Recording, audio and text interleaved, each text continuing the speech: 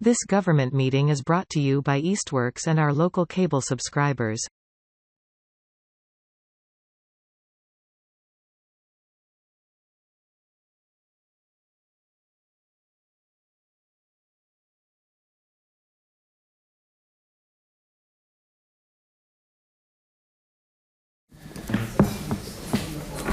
So at this time, I'm going to formally open the Town of Southampton Planning Board meeting for July 20, 2026.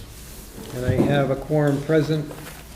Bob Riggs down the end, Mark Darnold, Paul Fergal, myself, Paul Demond, and our board consultant, retired town planner for the Town of South Hadley, Richard Harris. Jim Labrie, unfortunately, has to recuse himself from this hearing all through the outset, because he is not only an abutter, but he is his sister is married to one of the property owners.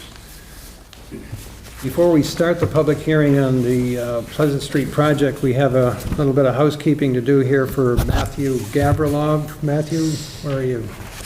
Right on the back. Matthew is simply asking to have his address changed from 87 East Street to 3 Pleasant Street. He lives on the corner, and it would be easier for you to have 3 Pleasant Street as an address? As a frontage. Frontage, right? It's a corner lot. Okay.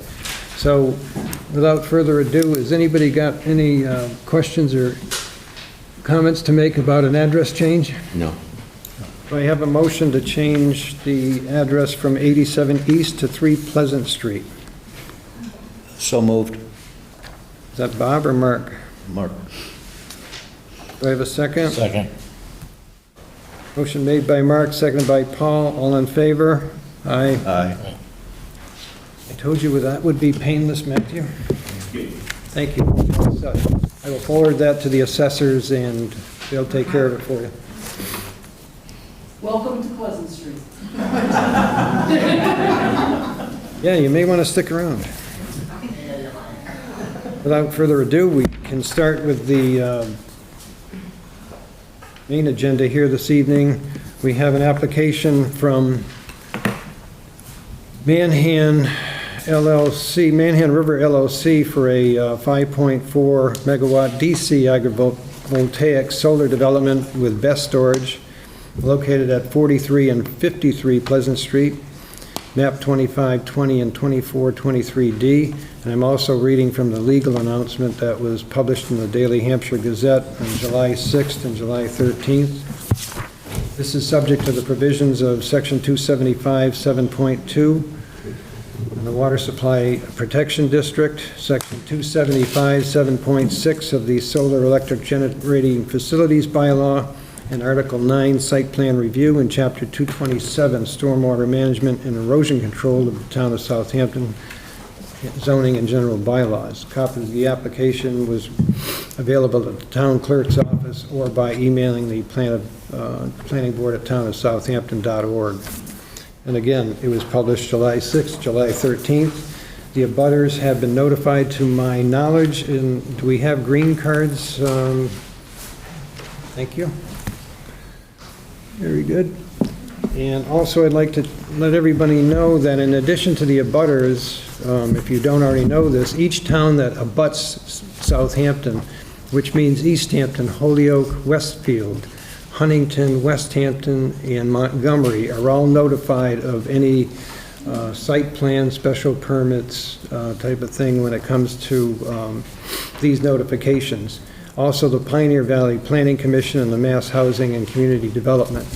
And to this date, I have not received any correspondence from either of those communities, unless someone there is here tonight that will speak when called upon. At this time, I'm going to call Michael Z. From Manhan and also Blue Wave to start the presentation, and he will be joined by Cam Cosine and Melinda Costello. And I also believe that Attorney Tom Reedy is here from Bacon & Wilson, also representing the applicant. So come to the podium and make your presentation. It's on our TV up here. We couldn't get the screen to work, but we have something.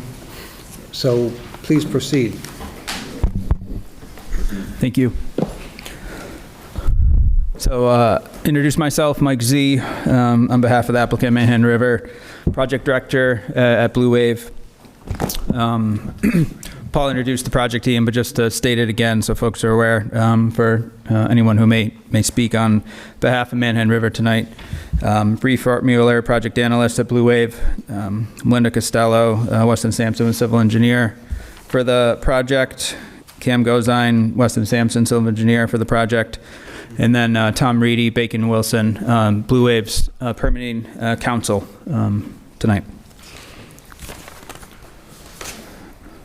So I'll do a brief introduction on the project, and then we'll kick it over to Weston and Sampson for some of the details on the civil engineer design, stormwater design, etc.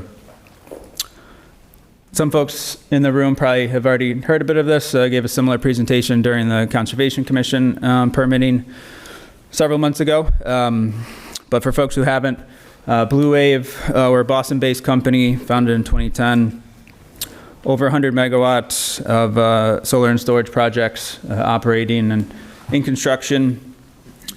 We have 15 projects throughout Massachusetts and New York that are agrivoltaics, and of that there's 400 acres, over 400 acres, still in agriculture production for those projects. A lot of folks typically ask what the benefit of a project is to local economy.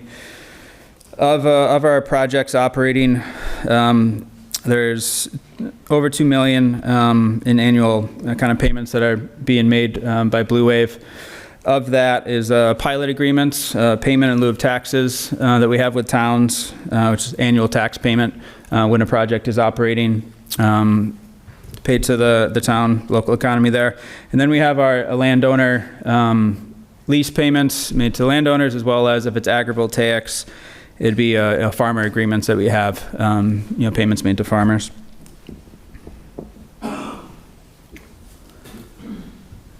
So this project, as proposed, is ag solar or agrivoltaics.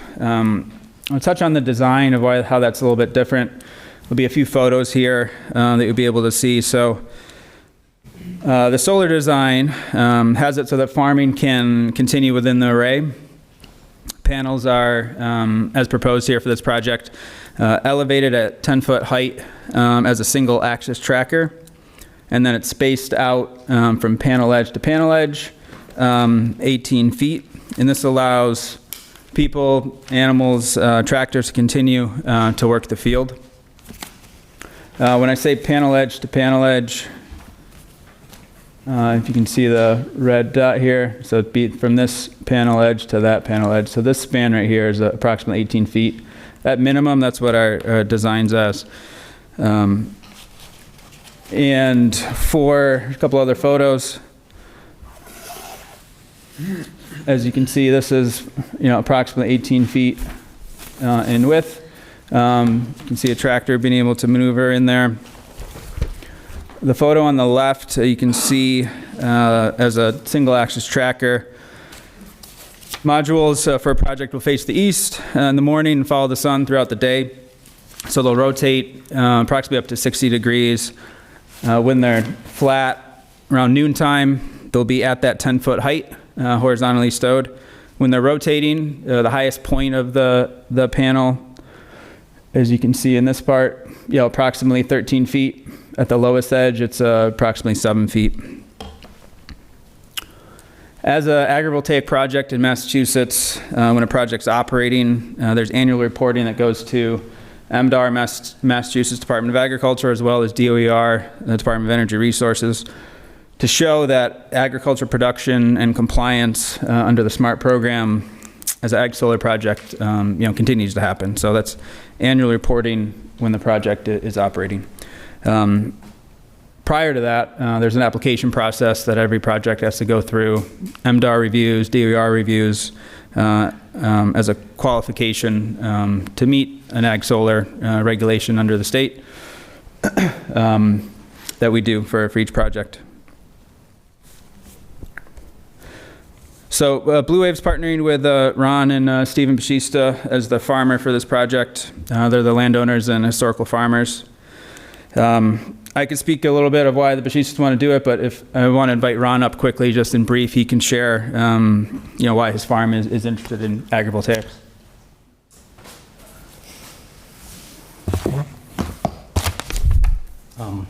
I'm Ron Bashista, 65 Pleasant Street. We feel that it's a viable concept to help preserve the land as farmland and also provide income, added income for the farm so we can continue to keep doing what we're doing. We've looked at other solar companies that weren't agrivoltaics, and there's just no interest there.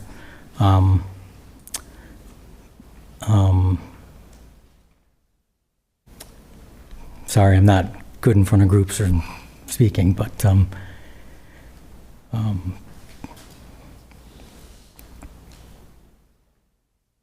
blank. Some of the questions that have come up, concerns, we're as concerned as anyone about any of the issues. We want it to be right for everyone, and not hurt the land at all, things like that. We see benefit to the land under the solar panels in some cases versus what we have now, which is wet spots and dry spots, things like that. And the panels actually create like a microclimate to even things out to a point, from what I've researched anyway. It's a minimum swap over for us to start utilizing this area and have that added income for the future. Another thing that I personally like about it is the contract is a maximum of 30 years.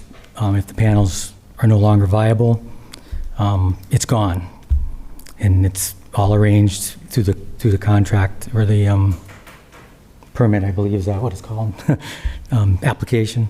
So that's another benefit for us. But in the meantime, it gave us some capital to work with and keep going.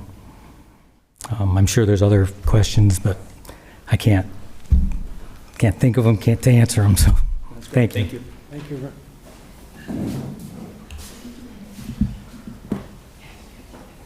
All right, get into project details. Kind of cut off at the bottom, but I'll do my best here. See if we can get that up a little bit so the slide before isn't there. But the project as described is at 43 and 53 Pleasant Street. Yeah, it looks good. The two parcels in total is 129 acres. We are proposing to interconnect to the existing three-phase that's at the corner of East Street and Pleasant Street down here, to go up to about less than a mile to the project site. And the entrance is, and we'll see it on the next screen, but at 53, right around here. All right.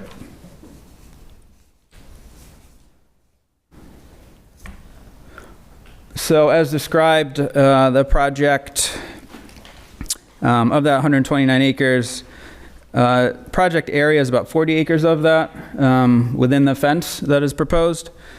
The solar array of it is about 22 acres. Project size of the solar is just about 5.5 megawatts DC. The battery component comprised is just about 5 megawatts as well.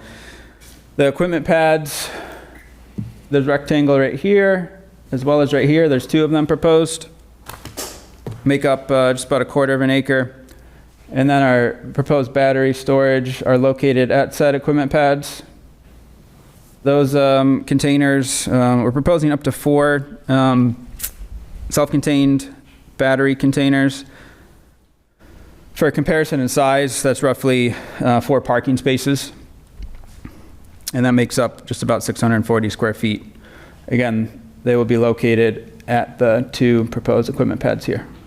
Excuse me, can you identify that using the mouse so people that are watching it? Yep, Because it's not, I don't think, we can't even see the thing.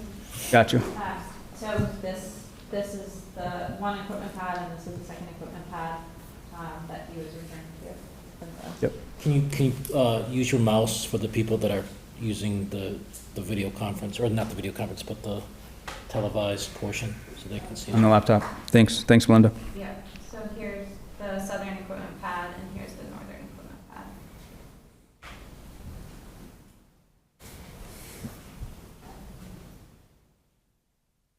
Okay.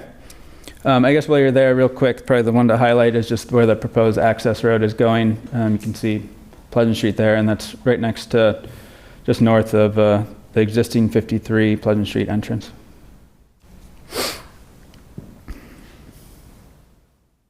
All right. So the current agricultural use here is hay, grain, corn.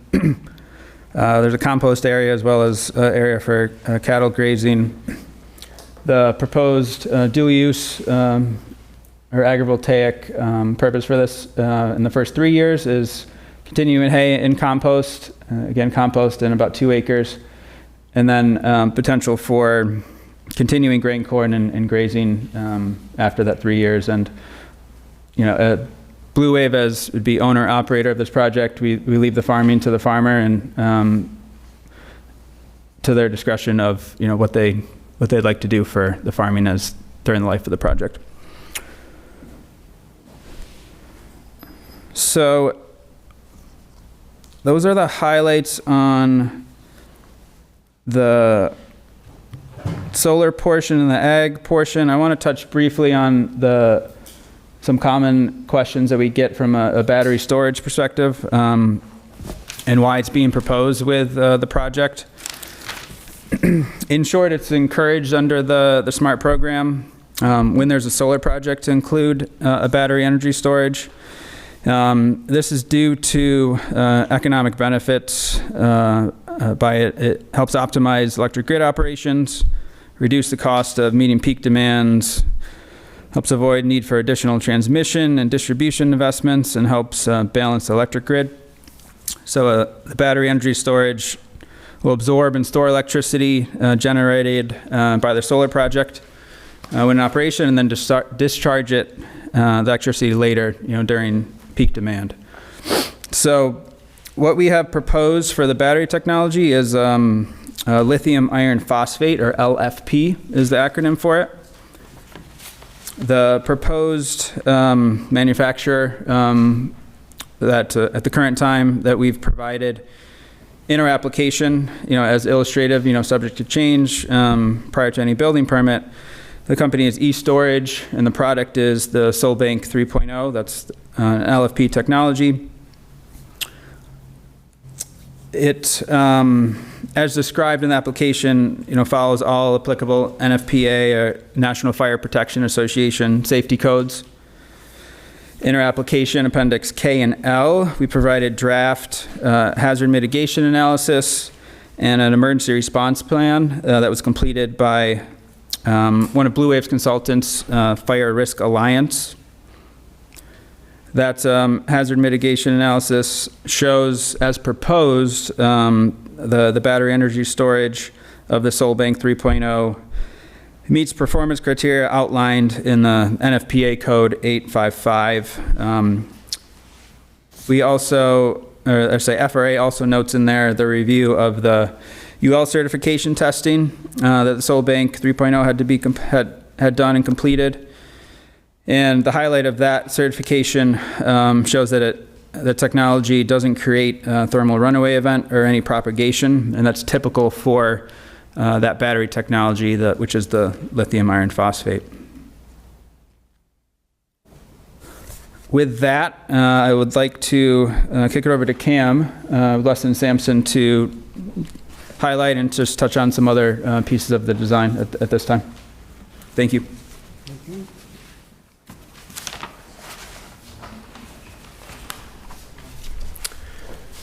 Good afternoon. Cam Gozine, Western and Sampson. I'll just touch on some of the site design aspects. So, as previously mentioned, the proposed development covers about 40 acres. As currently designed, it's comprised of the 5.5 megawatt ag solar array and the BESS, the battery energy storage system that will reside on the 2 pads that were also previously mentioned. In addition to that, we have the proposed 25-foot gravel access drive, which will also include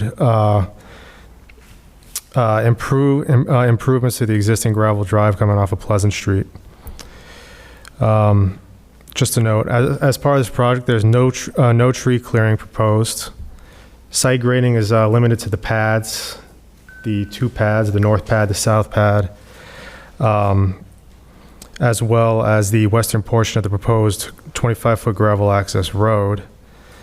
And the entire solar array will be surrounded by a 7-foot tall farm knot fence with double gate to allow access to the array area, which will include an 18-foot offset between the fence and the solar panels, which to meet electrical code requirements and allow access around the site. Also, landscaping has been provided, trees along the southern portion of the site for screening. Those are eastern red cedar and red maples. Thank you very much. To provide adequate screening for abutters. An underground conduit is proposed to extend from the equipment pad areas along the proposed access road to the proposed utility poles prior to interconnection via the existing utility pole on the site entrance along Pleasant Street. I would also like to mention that this project got Concom approval on 7/6, and the project complies with all applicable zoning bylaws. And that's pretty much what I have. Thank you.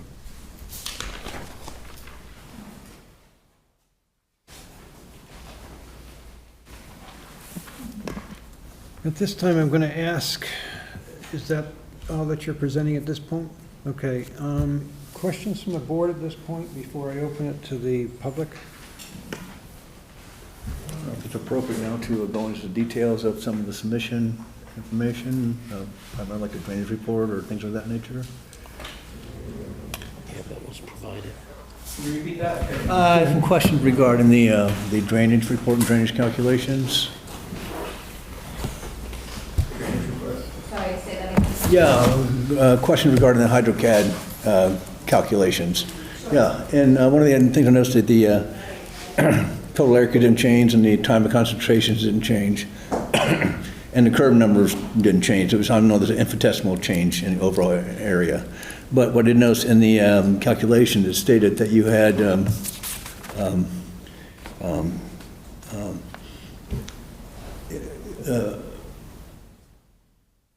row crops were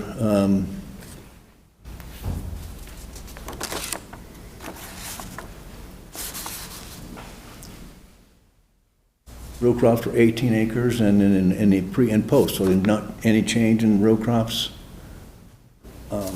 at all. And then you had in your thing you had cattle grazing areas, and there's no information on that. So so a large area that was calculated to be mostly row crops and very little, no grazing. You had some meadow. I've got the sheets right here if it makes it easier for you. Yeah, that would be great, thank you. Just on, I got a pre and post from just a 25-year storm, just to make it, there's really no stormwater attenuation, there's no infiltration, detention basins whatsoever. And so it's sort of critical if you claiming that you have a certain amount of corn and cattle grazing, but you don't have any open meadow, but calculations don't reflect that. And that's the only way that you can really justify what the pre and post drainage calculations are the same. I mean, there's minuscule difference because of the very small change in impervious area. Yeah, thank you very much for your comments. So overall, for the pre to post analysis, as you mentioned, under existing conditions, we went through and modeled everything as the farming operations currently operate. There is a portion of the property that he uses for row crops, which are existing cornfields within the northern, eastern, and southern fields. There are meadow areas throughout the site, gravel access roads, dirt access roads, and then there are some woodlands around the perimeter of the site. And then we go and we look at the proposed area of the development. And after I get through this analysis, I'll pull up the HydroCAD maps and I can show it over there as well. But we do the same thing. We look at the site and then just see if there's any need to change the ground cover conditions. But as Mike explained in his presentation, with an agrivoltaic system, the intent of the design is to keep farming operations continuous post-development. So there's not a lot of ground cover changes associated with these designs. The areas that the proposed solar development is going in being existing hayfields, the solar goes in on top of that, and the meadow cover condition underneath remains the same. Curve numbers, the times of concentrations associated with the drainage areas, those stay the same too, because the water runs off from the panels and it just goes to the ground below it. And overall, the site conditions in terms of topography are going to remain the same. There's some minimal grading associated with one of the access roads and the 2 equipment pads. But other than that, the site is, for a large portion of it, is remaining under its existing state. Therefore, the stormwater and the numbers that you see in existing have minimal changes to post-development. The changes and the minimal increases in curve numbers are associated with the increased width of the gravel access drives, disconnected pavement for the impervious for where the proposed equipment pads are going, and then we use an impervious for the posts, which we model as 3-inch diameter posts, and it comes up to a minimal increase in impervious. And if you would like, I can pull the watershed maps up on the screen and show those as well, if you would like. That's good, I'm good. Good, okay. Yeah, I've looked at the map, so. Okay. So it's currently hayfield where you're putting solar arrays, correct? Correct, yes. I assume there's harvested hayfields that he is, and that's not going to, it's going to continue to have metal, but he's not going to be harvesting under those. Yes, that's the intent. Yep. You have to, as part of the SMART program, you have to submit a farming application and prove that you will have farming operations continued under your array. Under the arrays, okay. Yep. While you're on that subject, so these are following the sun, right? Yes. So how does that minimize the amount of sun that a crop would have, going back and forth all day? And when it's raining, is there going to be enough, maybe Ron knows, I don't know, maybe is there enough water that's going to be able to sustain these crops or hay or whatever is under them throughout the process? Or how does it change the dynamic of farming that's not covered? I won't go into too much detail about the farming because I'm not a farmer, but from a stormwater standpoint and just general site layout, the panels themselves, like Mike mentioned, they rotate throughout the day. At noontime, they're completely flat. So compared to just an open farm field versus having this array spread out over 22 acres, there's going to be some shading aspects just in general associated with the area that is underneath the panels from how the sun is hitting it. From a rain standpoint, it's unlike a traditional solar PV array where you have a fixed mount system and you have really tight inner row spacings to get as much solar in as possible. Again, the SMART program has requirements on what your minimum row spacing is, and then for this site, we have 18 feet clearance from edge of panel when it's completely flat at the middle of the day, and that provides adequate space to, one, get your farming equipment in there, and also to provide that rain and the sun exposure that's needed to continue with your farming operations. They can get the farm equipment under the arrays? Yeah, so Mike, is it 7 feet minimum height? at the lowest angle. And it's all designed with farmer input to make sure that the turning radiuses are on the side. Everything's designed to make sure that the farming equipment used for this specific site, it won't be an issue once the system is installed. There are tracker controls as well during the operations. Working with the asset management team, if there is a need to stow panels horizontally at any point for farming purposes at a higher, which is the 10 feet. That is a possibility as well. I think there was a question on shade. Under the SMART program, the regulation is ASTU project, which is agrivoltaic project, under the SMART program, can't shade a field greater than 50%. And there's a calculation and analysis that gets completed that DOER and MDR reviews. So that is a regulation requirement under the program. So that the proposed project will be in compliance with that regulation. Blue Wave also has projects that are hay fields that are in operation, agrivoltaics. They are successful in producing hay, what we've seen in Massachusetts. Mm-hmm. So what equipment do you use to hay under these at 10 feet? Yeah. So I have a 13-acre field that we hay, and with just the roll bar up on the tractor, you're at 10. You're close to 10 feet, and with all the stanchions from the collectors, how do you get through all this, and then how do you get equipment in there to rake and then gather? Yeah, so there's a full farming application that, as a project, we've submitted to MDR and DOER for their review. That review is in process. The specific detail on the tractor that we're proposing in this array, I don't have in front of me, but we rely on the farmer to do the farming within it. The Bashistas have told us their equipment or equipment that they need in order to be successful farming within the array.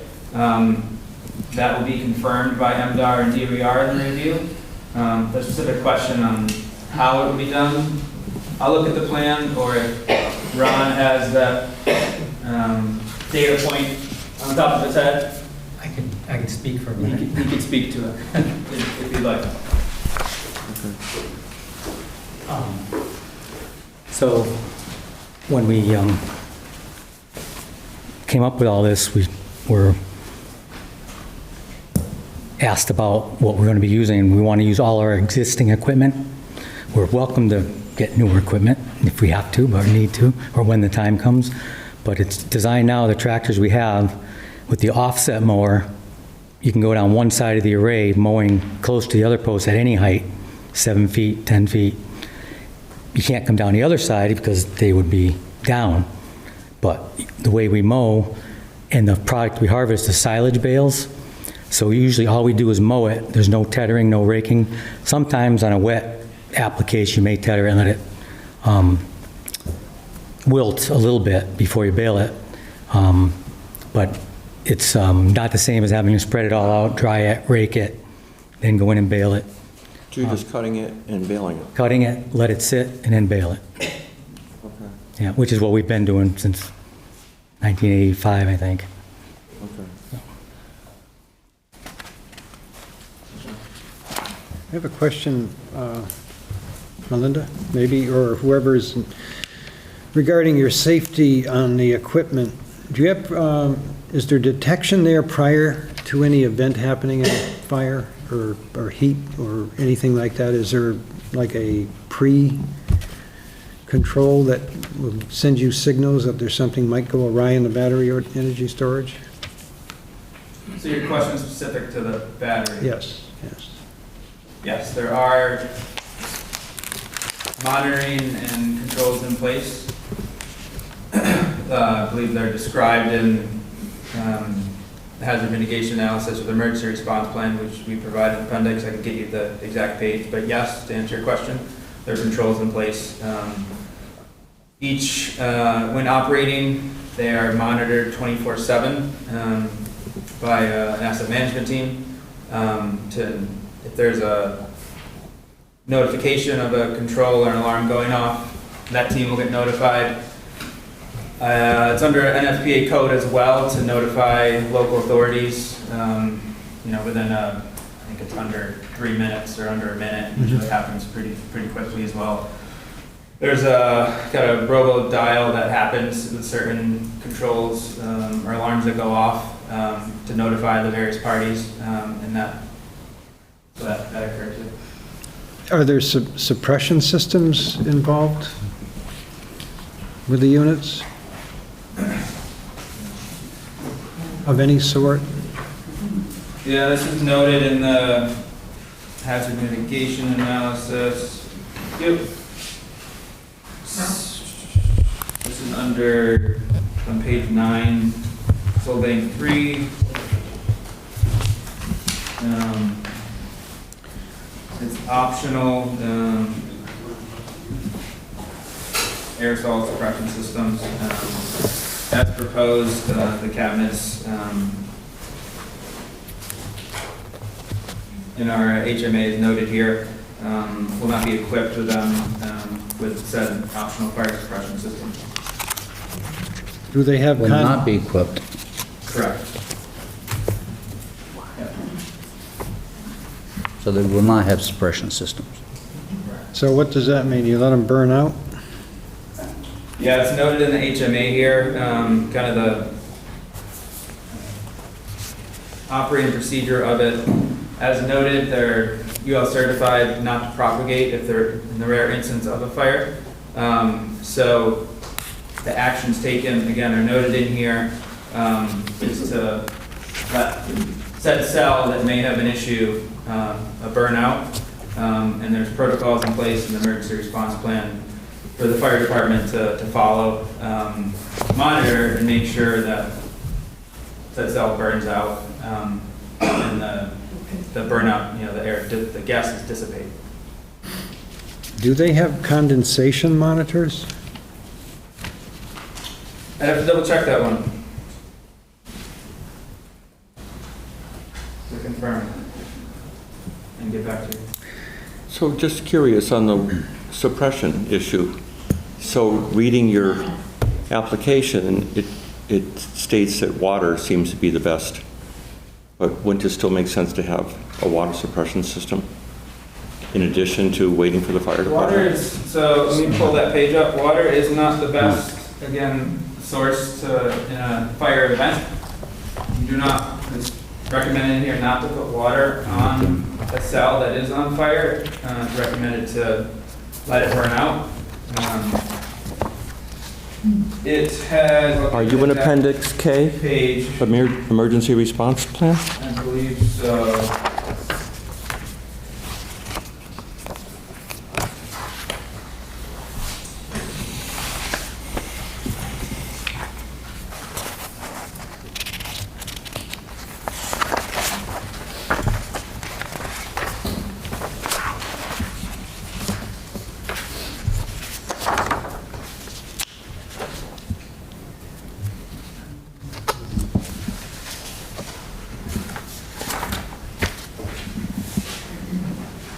Locating it there.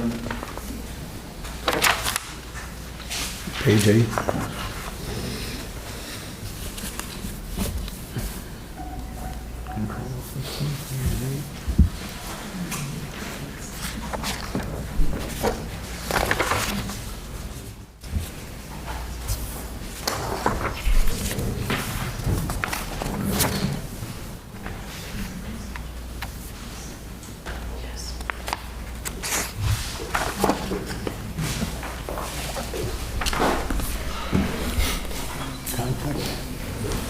Yeah, think about that.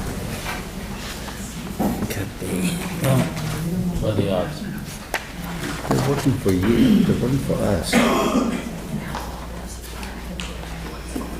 That was the I question All it. right, I think it's in the HMA under 539. Yeah. Water supply, page 27. Didn't think about that one.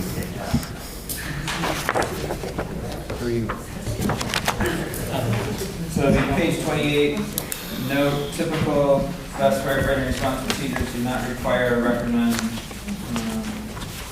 offensive firefighting tactics to manually suppress the fire.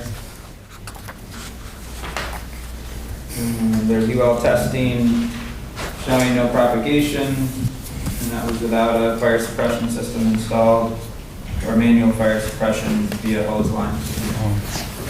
Get the mic. Should get the mic so you. I can go up there. Yeah, that'd be best. Yeah. Just get more proposals. That's the bottom line. So on page 28 of the hazard mitigation analysis in the appendix, and that is under section 539, water supply. Typical best firefighting response procedures do not require or recommend offensive firefighting tactics to manually suppress a best fire.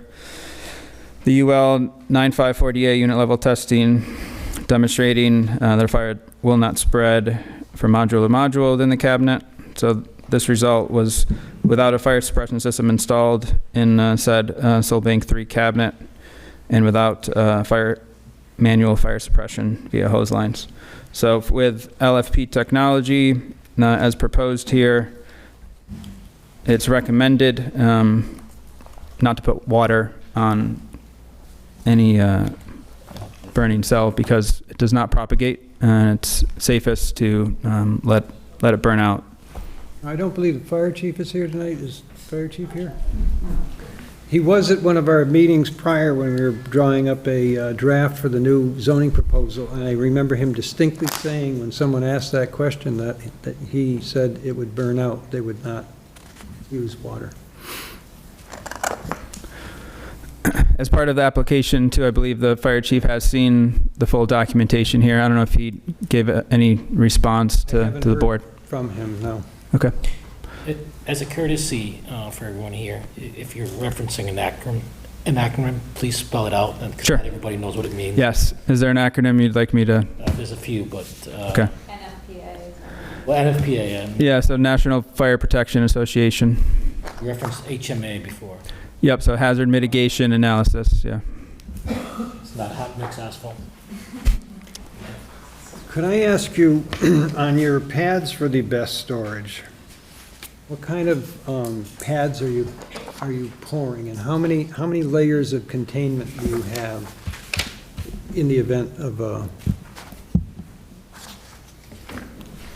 fire that spills hazardous materials? What are you using to contain that within the pad? Yeah, so the equipment pads, it'll be a concrete pad with gravel on the perimeter. Let Weston and Sampson speak to more of that design spec to make sure that there's a detail they want to be specific on, they can. Similarly, in the hazard mitigation analysis, page 28, right below this section, this speaks to potential spill control requirements or code requirements. So this is 5.4, technology-specific protection. Lithium-ion batteries do not need to meet the exhaust ventilation requirements of NFPA 855, National Fire Protection Association code, which is the spill control and neutralization requirements of that code, or the safety cap requirements. So what that means is, as designed here, there isn't spill containment around the equipment pads, as it's not a code requirement to have as such for the technology we're proposing here, which is the lithium iron phosphate technology. The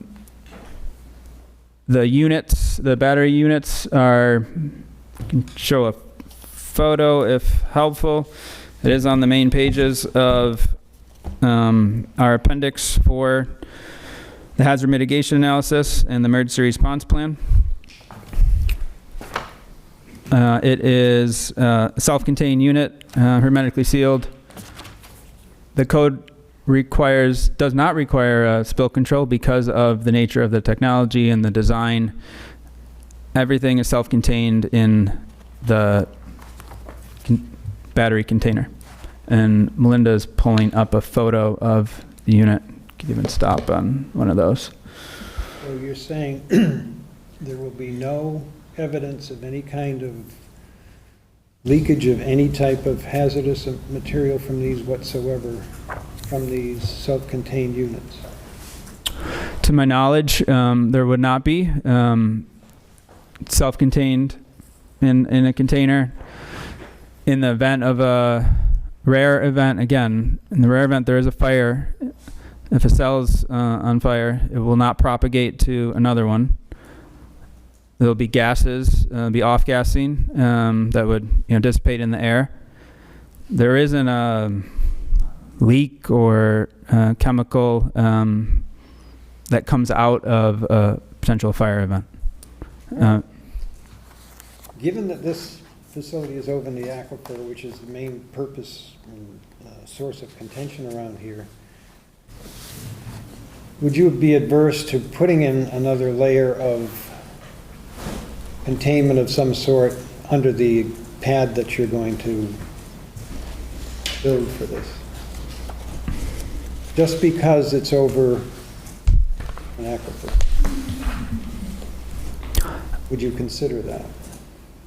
I think I would need more detail on the request of a design there, in the sense that the project is, as proposed, is meeting the code requirements. So this would be above and beyond, I believe, what you're asking for. What? Yeah, right. That's why I'm asking if it's something that you would consider, because it could be a condition too. Yep. I'm not Sure. I'm not going to say it would be, but it Yep. could be. Just as an extra layer of protection for. Yeah, we are open to discussing that, yes. And I think we would look to our engineers as well as Fire Risk Alliance, who helped us with the emergency response plan and the hazard mitigation analysis, reviewing the code, see if something like, above and beyond the code has been done, and, work together on that. So we're open to discussing that, yeah. Can I follow up on that?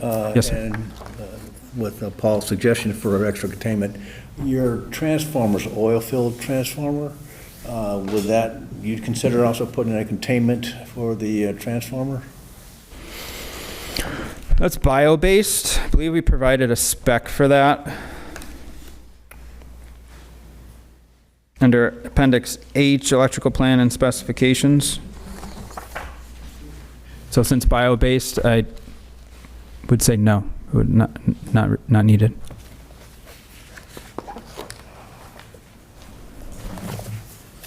Bob, you have any more questions? No, not at the moment. Paul, yeah, at this point? Not This time.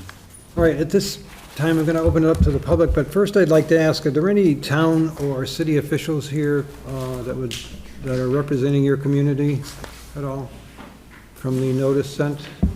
Of course, Caitlin.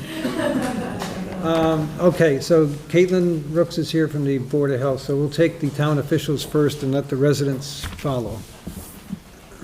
And please direct your questions to either Melinda or Michael.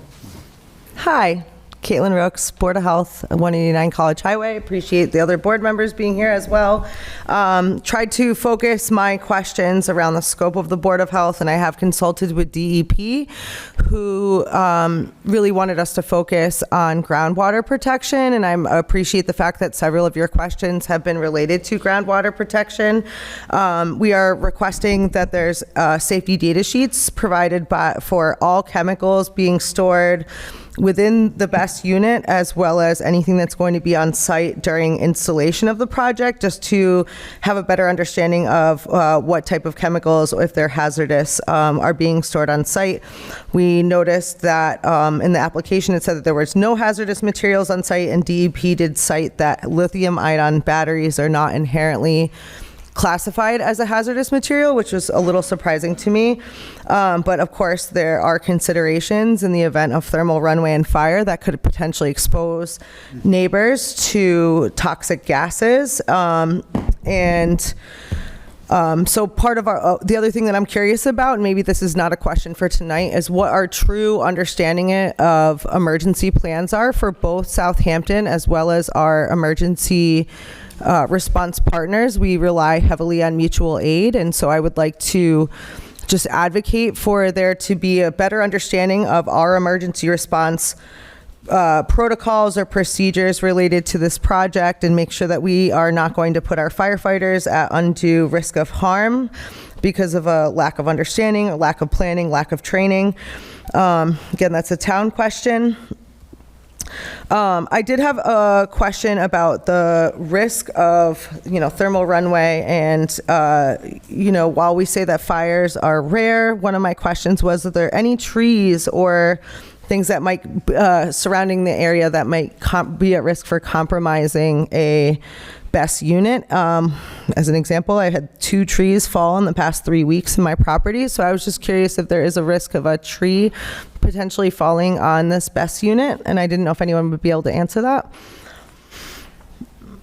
There are no trees located in the vicinity of the proposed equipment pass. DEP also encouraged us to really look into the groundwater protection regulations as authored by the Board of Health. And so we'd like to get a better understanding of what the impact is on soil disturbances on the property, and maybe that could be provided in a separate report, or if it's already available and I missed it, I apologize.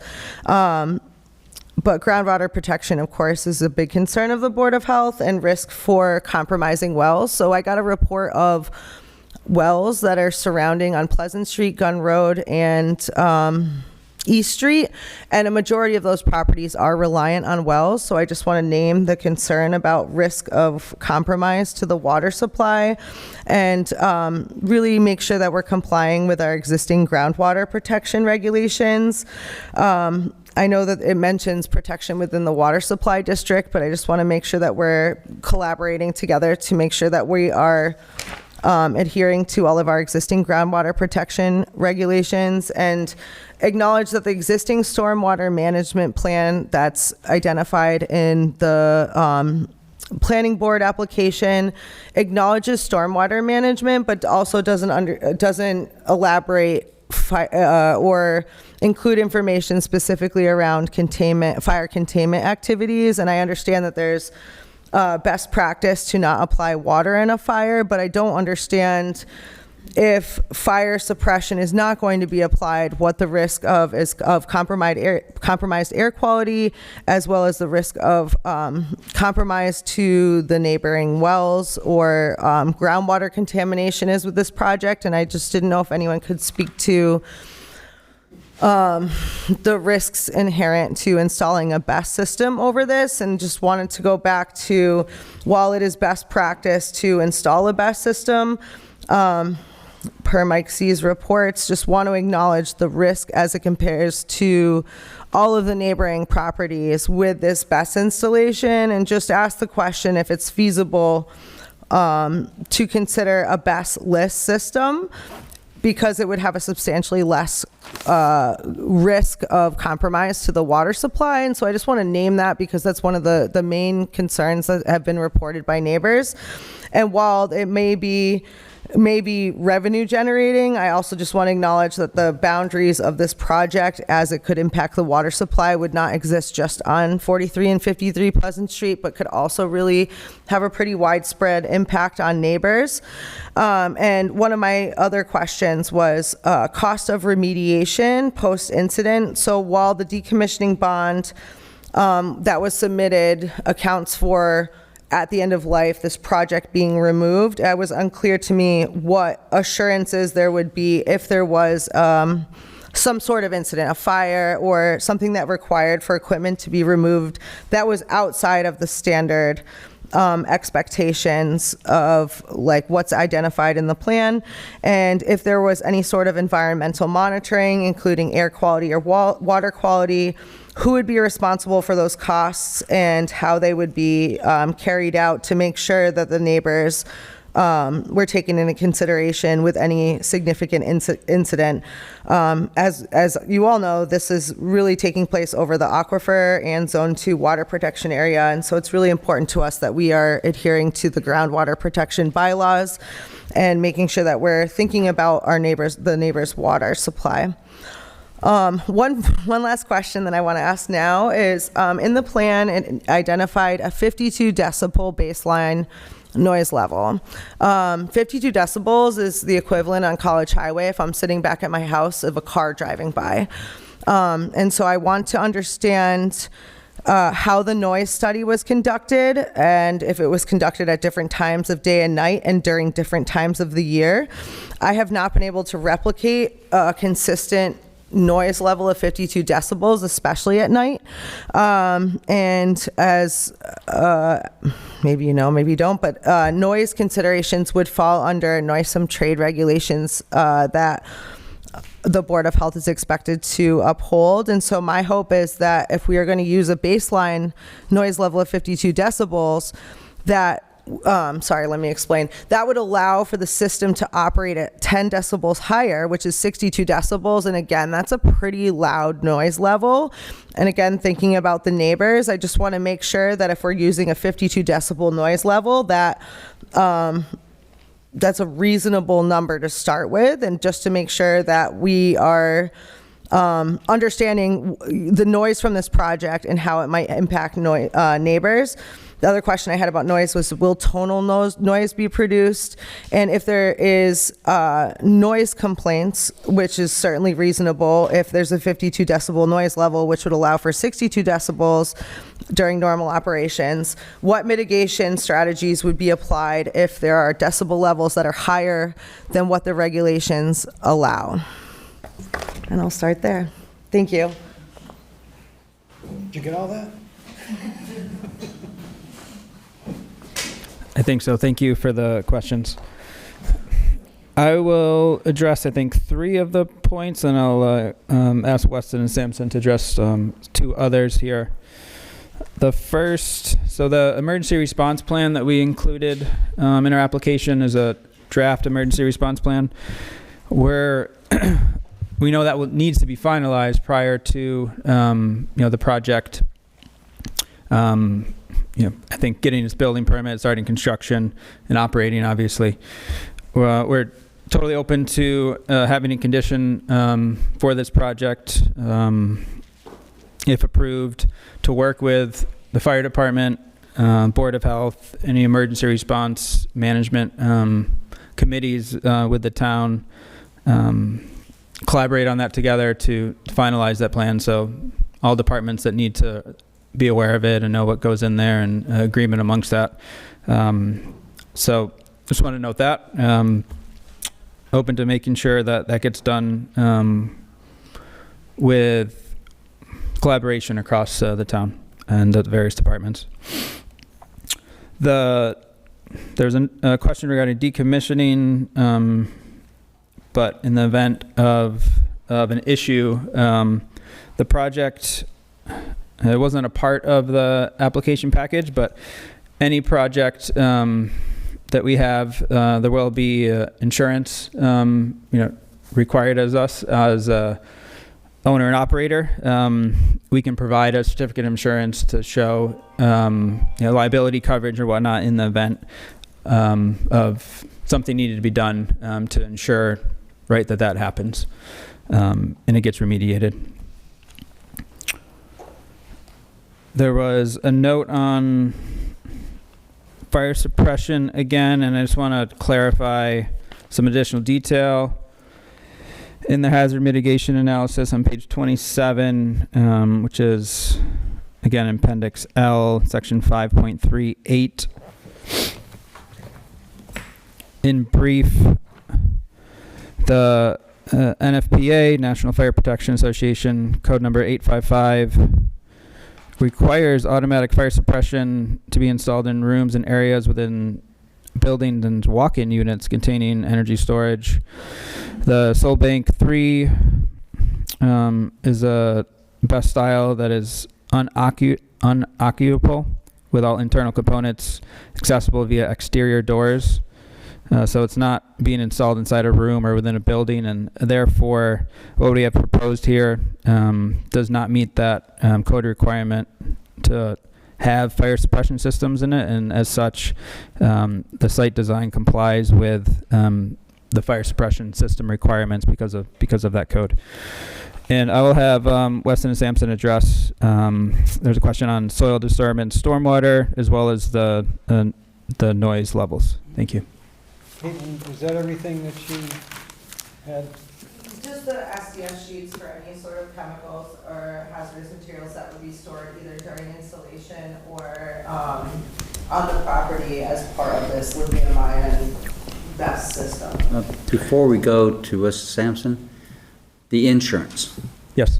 Typically, insurance protects the property owner and covers loss that you may incur. Will that insurance include an indemnification for the town and the community if there's damages as a result of an event?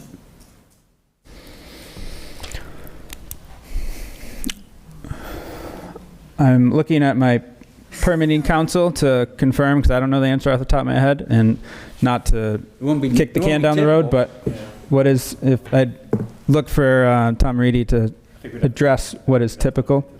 So we will look into that, and we'll have to get back to you on that question. Okay. And is the town on the notice list if that coverage were to lapse? I believe so. Yeah, the insurance typically, you take it out, it covers your home, your loss, what have you, but in this case, we're looking for an indemnification of the town and the community if there's a event. Understood. And also to make sure there's enough insurance to take care of the disaster and that insurance is current and active. Yep. So I will review what I would call our standard submission of certificate of insurance that we provide on projects, and can provide that answer. Okay.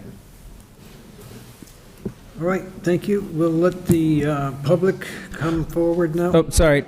Real quick to address the spec sheets.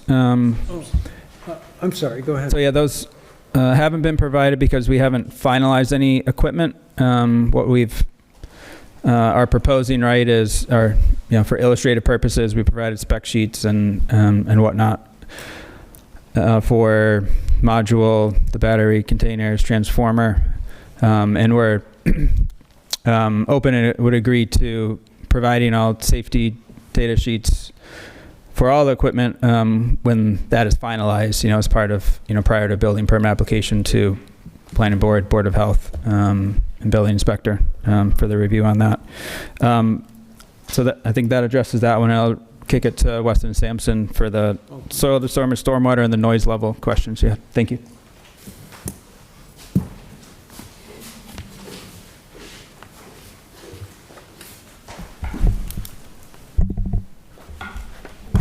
Okay, so for the soil disturbances, there's minimal grading associated with installing a new gravel access road up to the southern portion of the site for the lower, I'll call it the lower battery pad if you're looking at the site plan.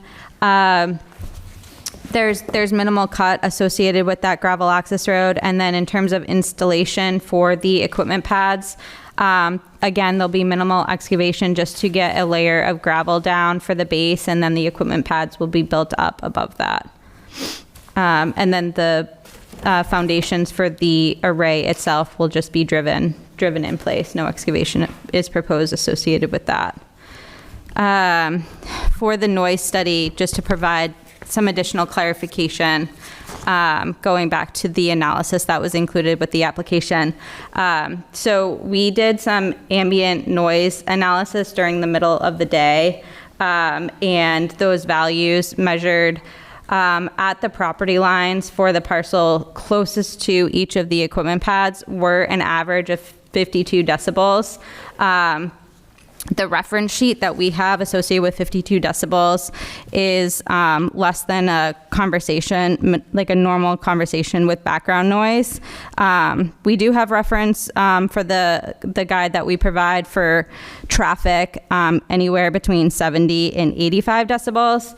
With that said, the analysis associated with the equipment itself, so the proposed equipment at each equipment pad, this analysis was done for each of the equipment pads. Starting at the northern equipment pad, there's 1 proposed transformer, 15 proposed inverters, and 2 proposed battery storage containers. If you add up all of the proposed noise associated with all of the equipment and totaled it together for an approximate sound pressure at the equipment pad, because both equipment pads serve the same equipment, they're each 88 decibels. That 88 decibels is at the equipment pad, at the northern pad, and then at the southern pad. Now, noise gets exponentially reduced as you travel away from that equipment pad. So the distance to the property lines for the northern equipment pad vary anywhere from 75 meters up to 427 meters. That 75 was at the east, and the west was 427 meters.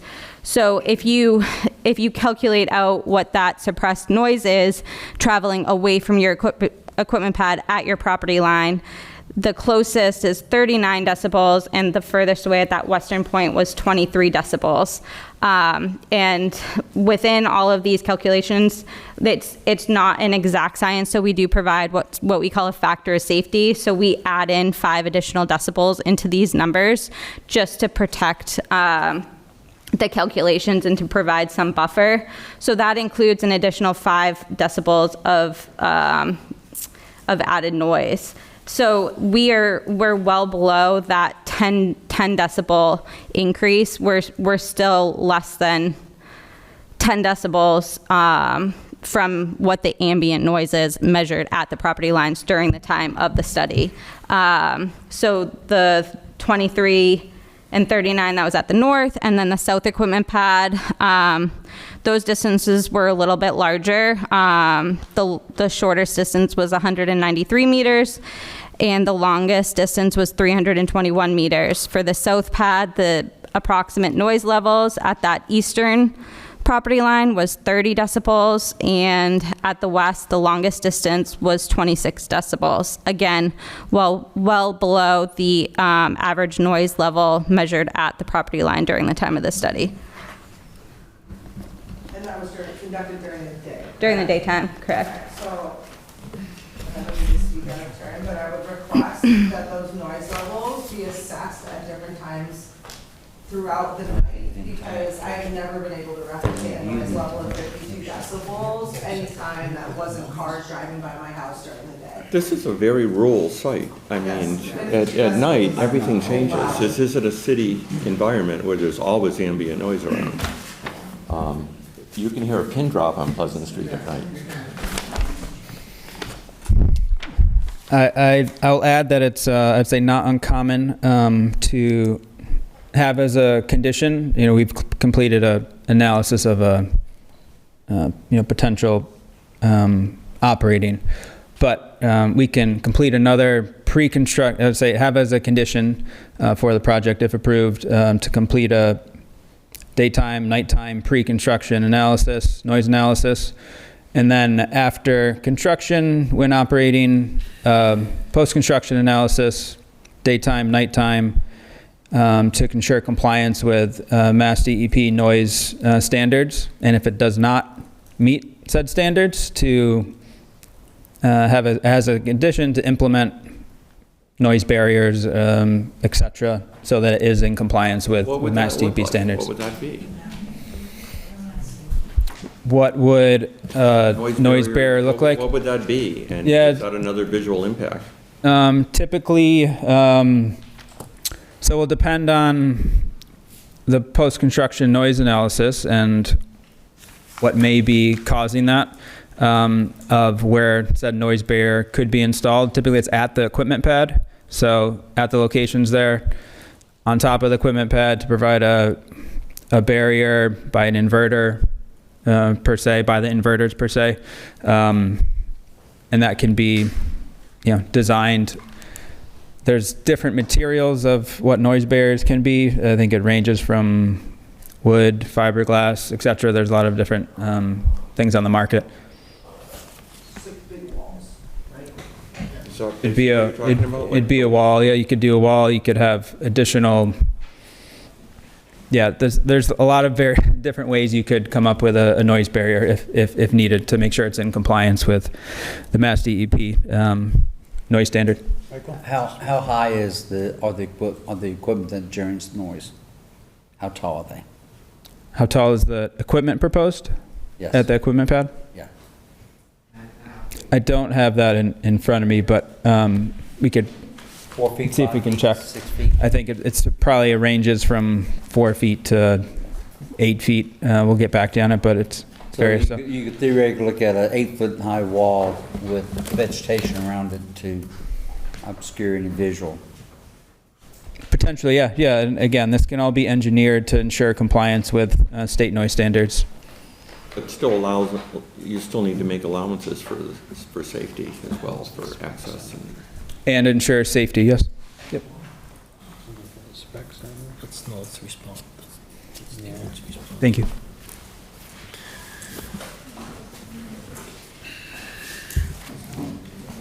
You had some follow-up? Yeah, just a couple of To Melinda or Michael? I guess a few things.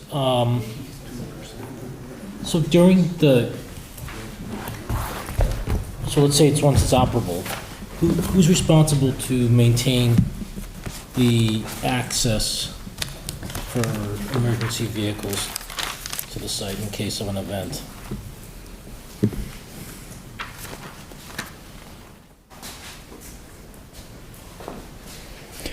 Yeah, typical, it's a knock box for access. So fire department can make sure they can get in. They would have access credentials for The that. physical road itself and the access, so you're concerned. Yeah, so that will be, let me pull up the site plan there and then we can show it in the sense that the access road all the way until the equipment pad is open until a certain point. Then there's a fence where the knock box would be. Yeah, Melinda will pull up the plan again and we can just, there's 3 different, Who would maintain that? array area. So the 3 different array areas, there's basically open access of that road until you get to the equipment pad areas. That access road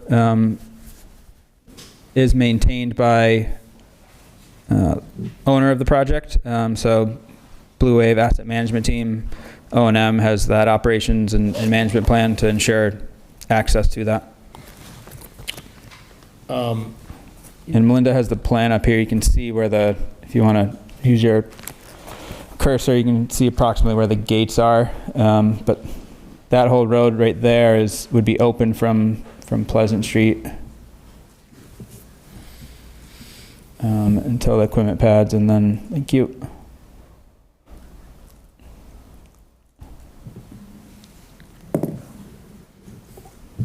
So the gates are where exactly?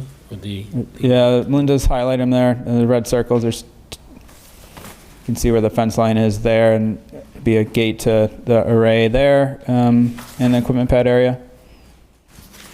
So that would be the approximate locations for Knox box and access for emergency response. So the landowner shares the liability if there's a problem with this road, or?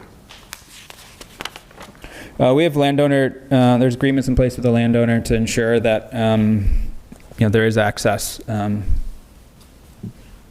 the project. For you or emergency? Yep. And so they would include winter plowing and stuff like that? Yep, yeah, there's agreements in place for that. Yep, make sure that gets done. how wide is that road? Driveway.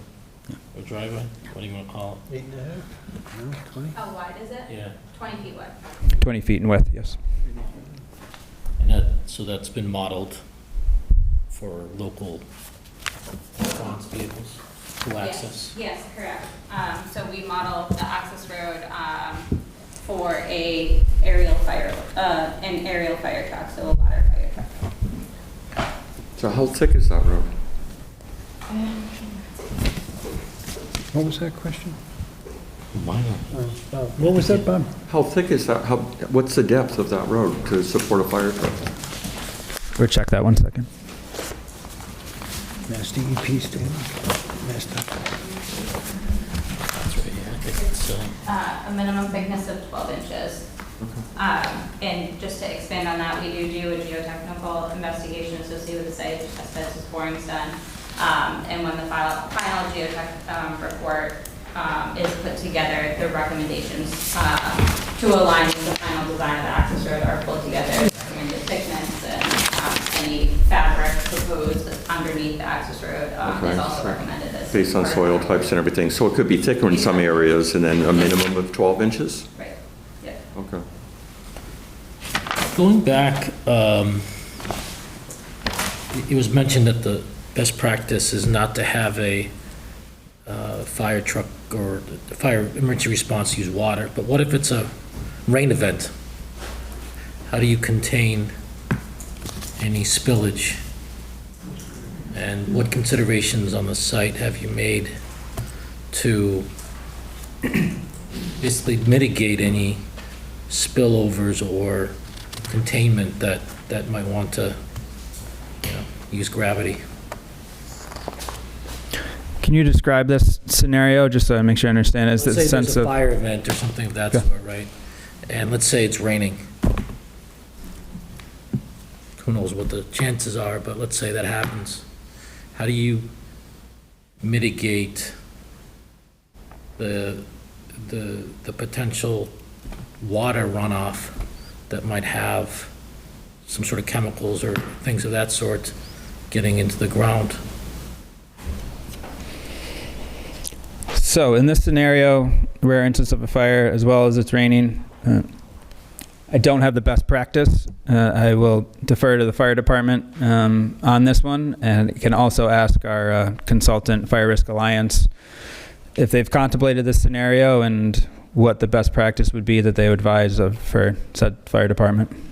Maybe that extra containment pad that I was mentioning? Just curious, why are we worried about getting a fire truck down there if you're never going to use water to put a fire out?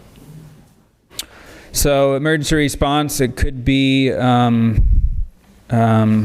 injured in the field. They call 911, ambulance arrives, fire department arrives. I think just for any typical emergency response so that folks can access the site. The other I would expect is that if you have something on fire, you want to be sure somebody's making sure it's not burning the fields and creating a grass fire. So reading in your application, so if there was just say there was a bad disaster, there's a lot of the units burning.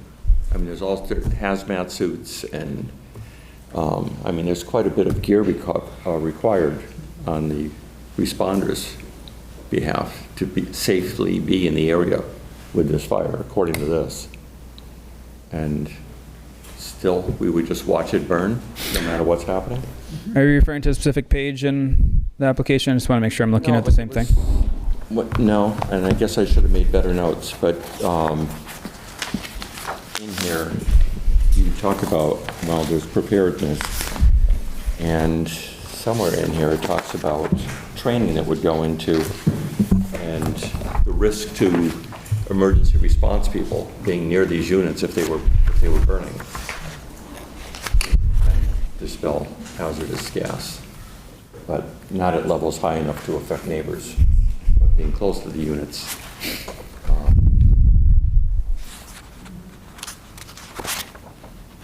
And I'm not sure if that was what was the other company that?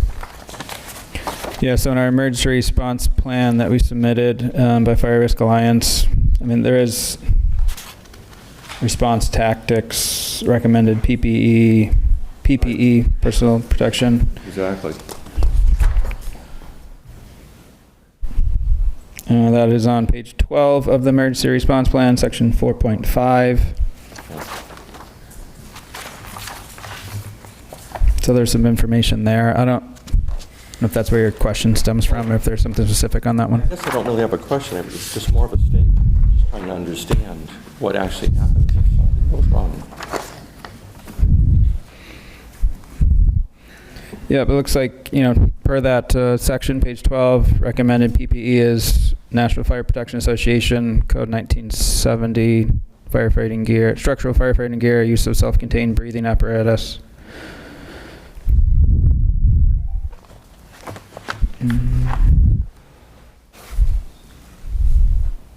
So there's information there. I'm just saying it's Yeah. not nothing. Yep, yeah, it's addressed there. I agree. Yep. This meeting certainly is going to be continued, Bob, and I'm going to ask the fire chief that he makes it a point to be here for the next meeting to answer some of these questions regarding how they would handle the situation. I can also have a representative from Fire Risk Alliance who put together these, the hazard mitigation plan and the emergency response plan to be present as well. So they will be able to get to these sections and points within the applications much quicker than myself. So thank you. You all set, Paul? I think it's what I have for now. Thank you. All right, at this time, I'll ask residents to come to the podium one at a time and state your name when you come to the podium. And try to keep it 3 to 5 minutes, no more than 5 minutes. And if you are here to express repeated information, just try to keep it brief. If you have new information, it would be helpful, but Just primarily some relevant comments and the name, sir? sources. My name is Jack Perizella. I'm on Gilbert Road in town. I've been looking through a lot of materials. I worked on the program or project to help Westfield put down the battery proposal that they had last year, and I learned an awful lot through that, including some of the articles that were put out on a newsletter called The Black Squirrel, which is readily available for a lot of people. But in essence, the whole problem I have with this situation is that I think the whole concept of where we are right now started because of the global warming controversy, global cooling, global warming, now it's just climate change. So at that point, there were people that came along and says, hey, we could get some solar energy. Some websites, I've looked into a number of websites, I think there's a list of a dozen websites. One of them is called solarcompare.com. Talks about disadvantages of panels, sporadic advantages as sunlight varies, toxicity, that would be obviously mitigated by a rotating panel. Toxicity of panel materials cause environmental degradation. Fossil fuels are used to manufacture the things. A lot of fossil fuels. So what are we doing for our environment that way? Particulate matter pollutants detrimental to people and wildlife come off the panels. There's actually there's even a small Facebook article on that showing exactly that this is an issue just with the panels themselves. Forget about the batteries. Startup costs and storage, big bucks. All this is big bucks. Very susceptible to weather events, wind, snow, hail, rain, sleet, etc. It does alter drainage. A lot of discussion has been done about mitigating that and trying to deal with that. One of the questions I had is, who is the nearest abutter downstream of this? I know that property all kind of slopes down from Upper Pleasant down to the lower area. Are the batteries located near an abutting property owner? Is that my understanding, that they're at the lower level of this, the site? It doesn't appear to be from my reading of the map, but how far? It's like, what is it, 100 counties? 800 feet. What's the topography? It's downhill. So it's kind of From batteries to the property? 800, I'm taking a guess, 800 feet, I don't know. Yeah, that property could easily be wiped out with any kind of a battery issue.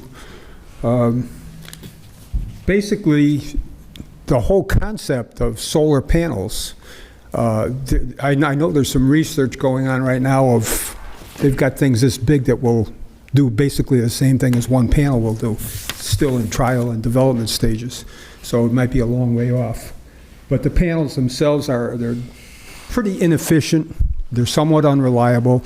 I think the basic numbers that I heard were around 18 to 23, 25% of the energy that comes in is being able to be taken off and made use of. And there was a website called solarpowerfocus.com that talks about that. Obviously, it's been discussed already, there's a serious waste issue when finished. I don't know what the benefit is we're getting from all this. I mean, ultimately, I would hope that part of that is supposed to be to reduce energy costs. Doesn't happen to my electric bill. I've got people coming to my house probably once every week trying to have me put solar panels on my house. It sounded good the first proposal I had a few years ago, but the more I look into it, the more I keep questioning, you're going to cut my electric bill down if I do this, but where is that extra energy going? It's going to the electric company. How come my electric bill, if I'm not a solar power user, doesn't diminish? Supposedly these kind of projects are out there to cause this type of benefit or return to us. That's not happening. There's a lot of companies just making a lot of money off of this. I guess the main thing, the thing that bothers me most of all are batteries, because I know that they're highly toxic. You can destroy the land permanently. You're not going to mitigate it. If you have the proper battery issue, you can totally destroy the land. It can get into the groundwater, can get into the manhandle, it can get to other groundwater. I have a well under my property. I've seen when they replaced the pump, I could see the water flowing underneath. If that was ever on my property and it got into the ground, it would get into that water, which could seep into some other well, probably, maybe into the stream. The Manhan River is right down the street from where I live. And where could that go? Over there or other places? I'm up higher than where this project is going to be. So I would be upstream from it. But what about the people that are downstream from it? What issues could they be facing? Ultimately, you could destroy property so it's unmitigatable. You could destroy lives or health, and I don't know who puts the price on that and who is responsible for it, the cost of it, medical care, whatever else might be required, death, loss of your whole property. The other thing is, too, I mentioned this to Ron, well, not to Ron directly, but kind of directly to Ron at one of the last meetings. He's farming corn and hay. Where does the hay go? To feed animals, usually, okay, which go to market. Where does the corn go? Either to people and or to animals, which go to market. Do I want to be consuming things that are being fed or coming from a source that could be possibly infiltrated with all kinds of questionable hazardous materials now and down the road? Batteries, I think, have, I don't know if they can correct me on any of this, but I think I've heard that batteries only last about, their expected life, I think, right now is about, good life is about 15 to 20 years. So why are we talking about a 30-year project? What happens in 30 years when all of us are gone and a bunch of people have an incident or something major happens? Who's left holding the bag? Who suffers? Who pays? Who knows? That's my concern. If anybody would like any information, I have plenty of things that I'd be willing to provide, websites, copies of these articles. I've got a couple here I can leave with people if they want to look at them. The Black Squirrel. It's just, I'm an engineer by training myself. I've got a master's degree in engineering, so I understand a lot of this stuff. And when I first heard solar, it sounded great. But what's being done with it today, there's a lot of people just making a lot of money off it, and I see that the downside far outweighs the upside at this point. Thank you.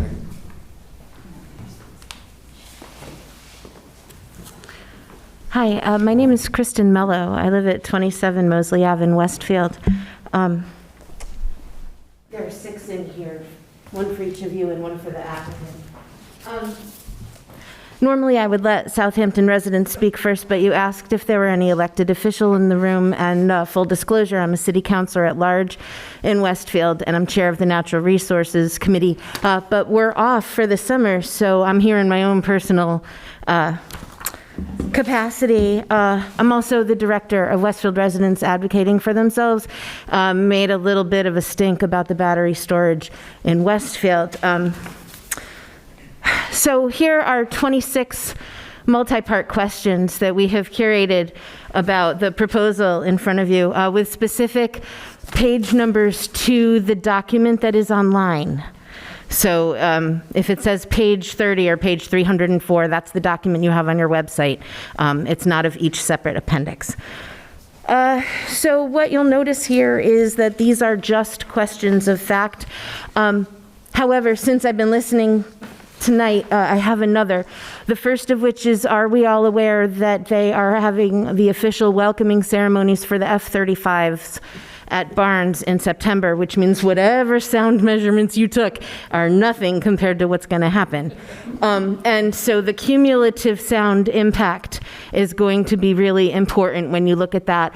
And also for all the new energy siting in the state, cumulative impact analysis matters. And so you're going to want to ask those questions in the future. Also, just as an aside, because I'm a nosy kind of person and I look stuff up, in 2022, there was a peer-reviewed journal article on the thermal runaway analysis of lithium iron phosphate electrical energy storage with different venting areas and void volumes. There are certainly fires with these batteries, so don't listen to people giving you science who are selling you something. Always look things up yourself. So the questions include things like, do the proposed BESS units contain any chemicals that fall under the OECD's 2021 definition of PFAS? Spoiler alert, in Westfield they certainly did, but it took 2.5 years to get them to admit it. And of course, when PFAS lights on fire, they become airborne PFAS, different shapes and sizes of PFAS, some of which are much more deadly. So you want to know what the combustion products of all those components are too. There are literally 26 multifaceted questions. I ask that you get responses to every single one. I gave you one so that you could have a copy for them. They're all written, and I emailed it to you tonight. They specifically reference the bylaws that you are working with. I understand that this is not a special permit. It should be. They specifically go to the statements in your bylaws. They specifically go into what is required for a site plan approval. They specifically talk about the components of the battery storage. The application in front of you is incomplete. It doesn't have information about that emergency plan is not good enough to say yes to. It is not complete. It is not safe. There is no information about who is responsible to notify the residents. It's not fully baked. You can't just take some kind of cookie cutter template, slap Southampton on the front, and pretend it's okay. By the way, that tertiary containment that's been asking for is required. It's required in your own bylaws. Thank you very much for bringing it up. One of the reasons you can say no, or one of the reasons you could say yes to the solar panels, no to the battery, is because this is in the zone 2. It's not a toe in the zone 2. It is completely in the zone 2, and water doesn't belong to you. That water belongs to the state of Massachusetts, and you are responsible to keep it clean. The choices you make in this room put you on the hook for keeping that water clean. And you know what a bad job we've done. So these are my questions for now. There might be more if you continue it. And based on the answers, I bet there will be more, because I'm known as that girl with the questions. I'm an analytical chemist. That's why all the chemistry questions are in here. It is important to your water quality that you get the answers. Water quality is public health. Don't take your science from salespeople. Thank you.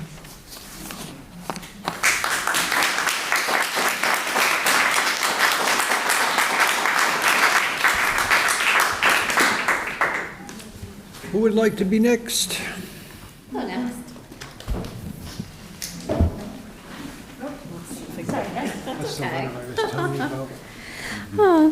So I'm from Westfield too. My name's Jessica Britton. I'm curious. So you guys are Boston based, right? Blue Wave? Okay. And who owns you guys? I defer to the chair if he wants me to address directly. Or... Yeah, go ahead. So, Blue Wave has been in business since 2010. In 2023, we were acquired by Axiom Infrastructure. Okay. And they are, it looks like, an investment firm, a hedge fund that invests in different types of renewable energy, social, and infrastructure.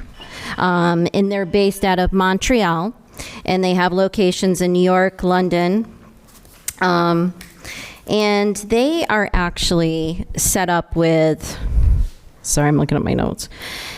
They're set up with a lot of different national, or global, I should say,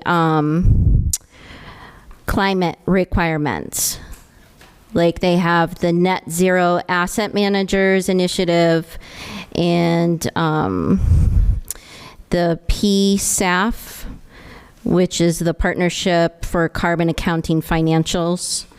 And it looks like they have a lot of oversight in the project. So do you guys own the projects, or do you have to get approval with your projects with Axiom?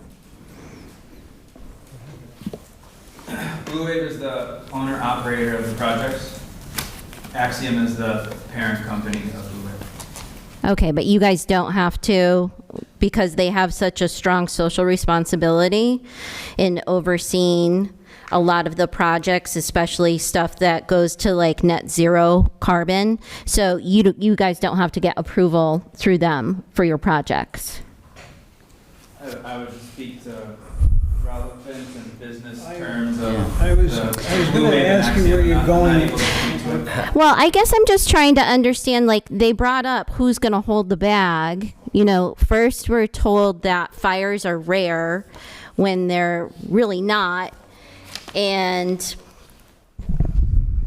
you know, we don't know what the actual, who's going to maintain like all the guidelines, maintenance, who's going to come in and mitigate for other towns, who's going to hold the bag. So I'm just curious, like, how far up the chain, who's going to hold the bag for, you know, the state of Massachusetts Water, Westfield, Holyoke, like all the surrounding towns and cities, should there be an event. Because, you know, what we've seen over the last couple of years is that battery energy storage fires do happen. And what we heard is the lithium iron isn't necessarily as ironclad as we want it to be. So I'm just curious, you know, how far up the chain is who's going to hold the bag? And, you know, is this truly about being local, you know, in the state of Massachusetts, having a project and feeling like, oh yeah, we're going to follow the rules, and, you know, this is, you know, feel good because we're supporting a local business, but are we really supporting a local business when it's a global organization with, you know, climate agenda policies? So that's all. Thank you.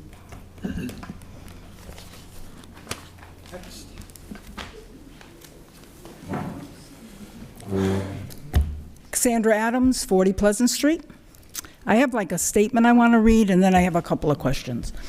So I'm going to say good evening to the Mr. Chairman and members of the Planning Board. As I said, my name is Cassandra Adams. My husband and I have lived at 40 Pleasant Street for 47 years. And thank you for giving me this opportunity to speak. I am not here because I oppose renewable energy. I am here because I believe location matters, and I do not believe an industrial solar facility with 2 battery energy storage systems belongs over one of our region's most important drinking water resources. I ask you to look beyond the words solar project and consider what is actually being proposed here. This is a large industrial energy producing facility over 22 acres. That's equivalent to 17 football fields. It includes hundreds of steel posts, thousands of solar panels, electrical equipment, transformers, access roads, and again, the 2 battery energy storage systems. Just look at the size of the concrete pads that are shown on the plan. They are twice as long as our raised ranch and twice as wide. Most importantly, the industrial facility is proposed over the Barnes Aquifer, one of the most valuable natural resources in western Massachusetts. The Barnes Aquifer provides drinking water to thousands of people in Southampton, Westfield, Easthampton, and Holyoke. Clean drinking water is not something we can replace if it's damaged. Once groundwater is contaminated, the consequences can last for generations. This issue is deeply personal to my family. My husband proudly served our country as a young Marine in the early 1970s. During that service, he was stationed at Camp Lejeune, North Carolina, for over a year, and drank water that was later discovered to be contaminated with toxic chemicals. Years later, he was diagnosed with Parkinson's disease. Whether people know someone affected or not, no family ever expects that the water they trusted could later become a source of lifelong concern. That experience never leaves you. When you've lived through something like that, you don't take risks with drinking water lightly. You learn that decisions made today, can affect families decades into the future. For nearly half a century, my husband and I have been proud to call Pleasant Street our home. People chose to live here because of its open spaces, its wildlife, and its quiet rural character. Industrial energy infrastructure is something entirely different. I respectfully ask the planning board to remember that your responsibility is not only to today's residents, but also to future generations. Please carefully consider whether placing an industrial solar facility and 2 battery energy storage systems over the Barnes Aquifer is the right location. Most importantly, please remember that once an aquifer is damaged, there is no easy way to restore it. Clean drinking water is one of the few resources we simply cannot afford to lose. Southampton has one chance to protect the Barnes Aquifer. If we make the wrong decision, we cannot undo it. My husband has already experienced what happens when people trust that their drinking water is safe and later learn it wasn't. I sincerely hope no other family in Southampton ever has to live through that kind of uncertainty. If there is any doubt about protecting the Barnes Aquifer, then the answer should not be to move forward and hope for the best. The answer should be to protect the aquifer first. Some decisions can never be reversed. Contaminating a public water supply cannot. I respectfully ask you to deny this application as proposed, or at minimum require the applicant to relocate the 2 battery energy source systems in any associated industrial infrastructure away from the Barnes Aquifer before approval is considered. Please protect our drinking water. Please protect the Barnes Aquifer, and please protect Southampton's future. Thank you for your time and your thoughtful consideration. I do have a couple of questions. Have any of you on the board seen what these look like or visited any of these arrays? I'm sure Blue Wave would be happy to have you go on a field trip and look at the ones that are up in Granville. There's 3 areas up in Granville that they put these on, and they are not in the line of sight. You cannot see them. There are no neighbors next to them. Believe me, my husband and I have traveled to a number of these arrays, and they're in the middle of nowhere. There's no houses around them to see it, never mind on an aquifer. And I wanted to know, too, are you able to see the agreement that was made with the landowner? Do you get access to what that agreement is? Like, they're saying that, well, it's in the agreement, so none of you see the agreement? No? Private agreement, I mean, Nobody ever sees the agreement with the landowner as to what's being... it's a private party document, I mean, that's... So we're supposed to take their word for it, that what's in there is what the What we take for the word is what's in the application. Okay. And anything that's read in the application is what the board has to make the decision on. Okay. Okay. And just on the noise thing, we live right across from where, actually, in the summer, Steve Vashista would be out there with his father, actually, many years ago. There's a constant breeze that comes across that meadow all year long, constant breeze. We could listen to conversations way out in the back field, right where this Bess is going to be. So this decibel business, it's, I can tell you right now, we could hear whole conversations of what they were saying. Thank you.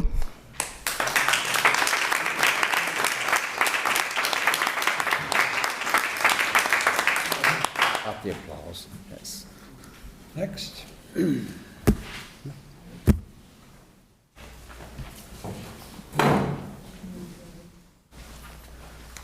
Linda Day from Maple Street. I just have a quick question going back to the insurance.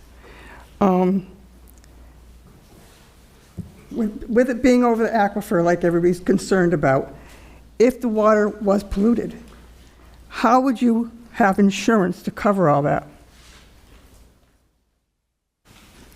And we would need to have insurance, because if there was a fire to begin with, you're going to have all the gases coming out. The neighbors would all be getting smoked out of there because you got to let it burn out. They're telling you they don't put water on it and there's no suppression, so it's just going to burn.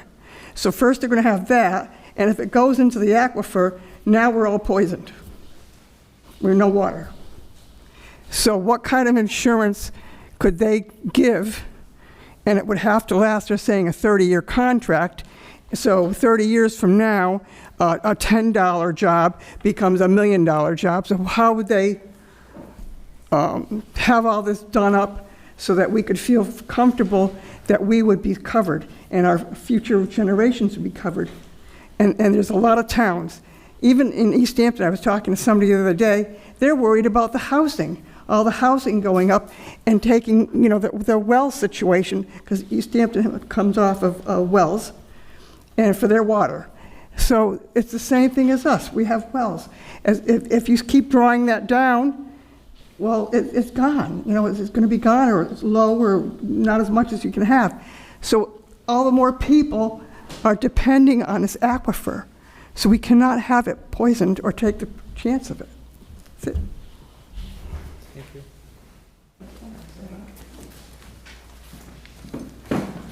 Richard Adams, 40 Pleasant Street. I've got a few questions pertaining to the fire situations. All the questions that you were asking were spot on. I'm actually a retired firefighter from the city of Westfield for 32 years. I have a general knowledge of what those questions that you were asking, and I thought they were great. The problem I'm having is, why isn't our fire chief here? Can anybody explain why? Why he isn't here? Yeah.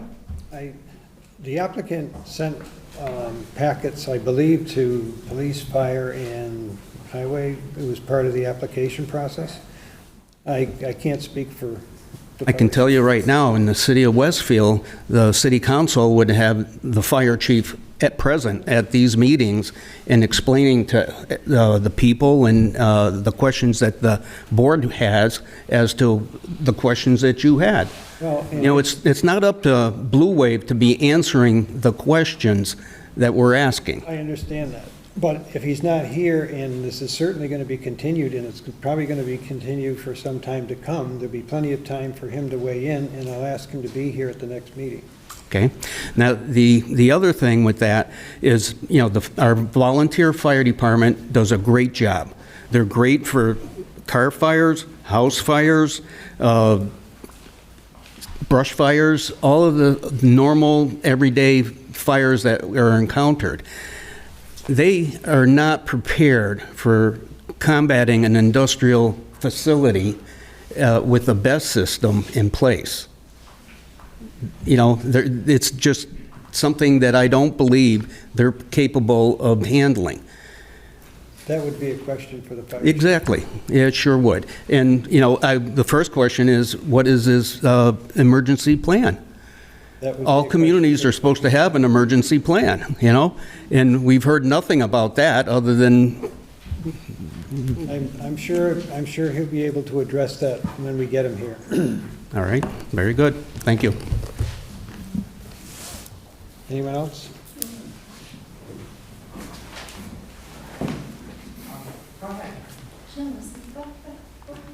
Okay. Marcia Mazorski, 3 Bakari Lane. As with everybody else, I'm concerned about the fire and the battery storage portion of things. What I'm wondering is how much reliability data is on the LFP systems. Does this change with the batteries? Is there a schedule for changing out the battery systems on a regular basis? How often do they degrade, and rates of failure? Again, with everybody else, I'm also concerned of the outgassing, both from the plume of the fire byproducts for both the air and the aquifer. And lastly, I think that charging and freezing temperatures is a problem, that if it gets below a certain temperature without compensation, you can cause lithium plating, forming dendrites that eventually short-circuit cells that then again lead to fire. So I'm wondering if there's also a temperature control in these things. I love the idea of solar, but I'm not so crazy about our battery technology as of today. That's it. Thank you. Would you like to address any of that, Michael? No, not at this time? Okay. Next.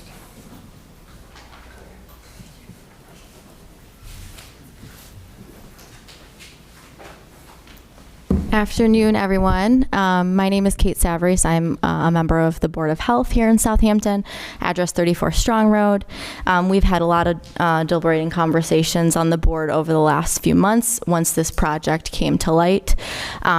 First thing, I want to strongly encourage collaboration as we move forward potentially with this project proposal. There's been, just for full transparency, there's been no direct request given to our Board of Health for a review of this project.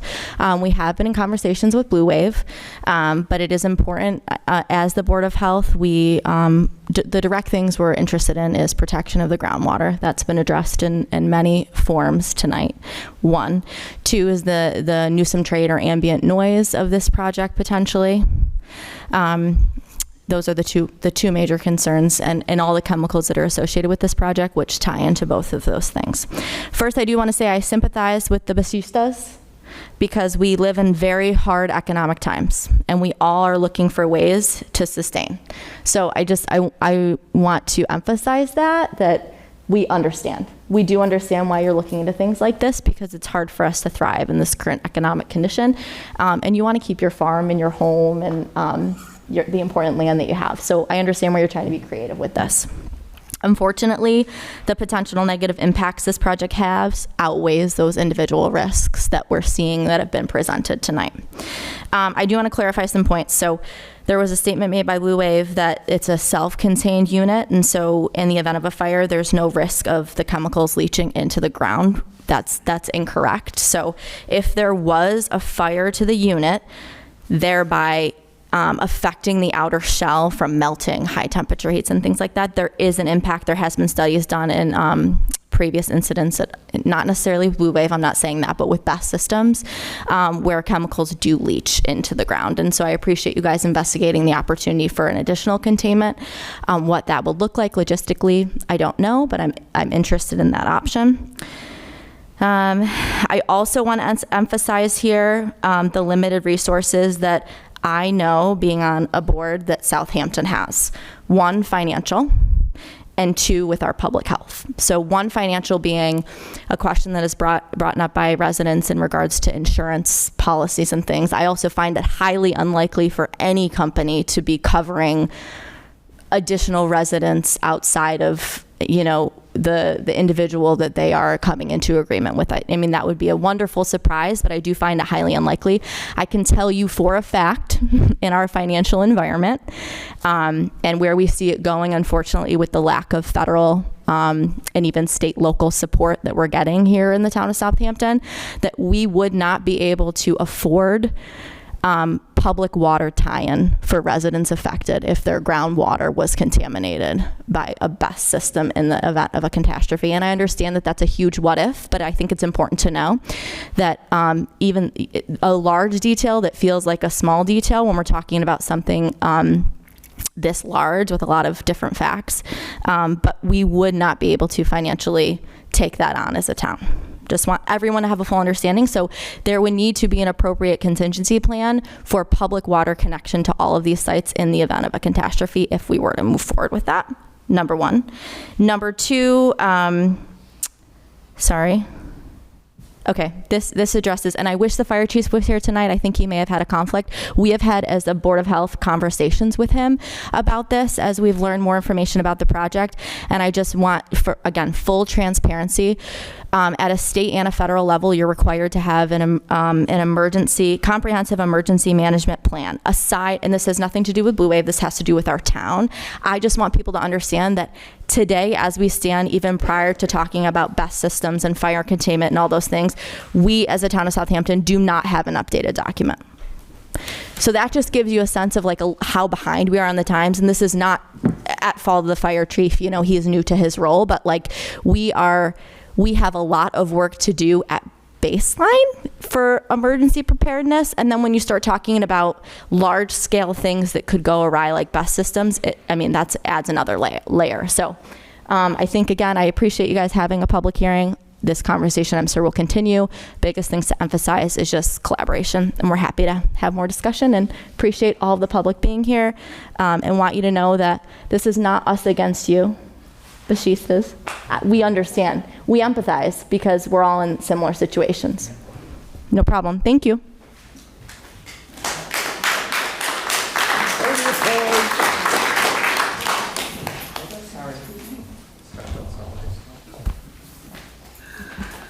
And I'm going to also say we've been neighbors for 45 plus years. This has nothing to do against you.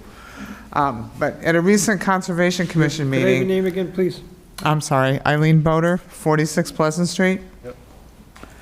At the recent Conservation Commission meeting where they approved this, there was a representative from Fleetwood Environmental Group that said Blue Wave was exempt from certain regulations because this project is deemed agricultural. An industrial commercial project of this size, should not be exempt from anything. It should be special permit. It should be a lot of things.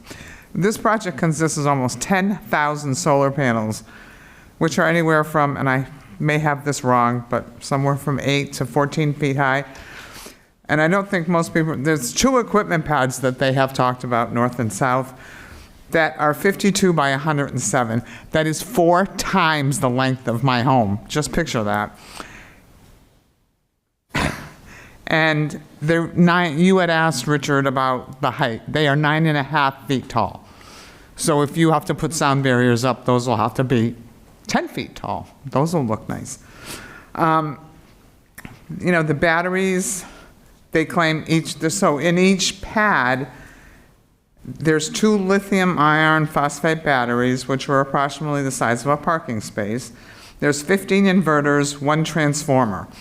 All of these things make noise 24 hours a day, 365 days a year. I also would like to know if Blue Wave or anyone else is going to compensate the homeowners around this project for the loss of the value of their property, because we've been told by a realtor there will be loss. Your property is not going to be worth what it was once. And as everyone has brought up, the noise. And no one's brought up the glare that these 10,000 panels that are moving with the sun will throw at your home or people driving by or whatever.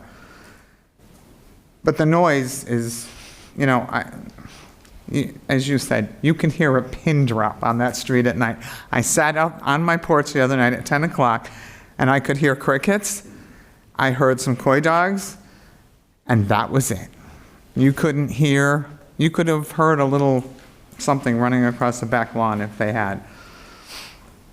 So because you're able to farm under this, you know, it's all exempt from this and that and the other thing. So does that mean if I were to have a big, huge vegetable farm in my backyard that I could call it now farmland and pay less taxes, pay farmland taxes?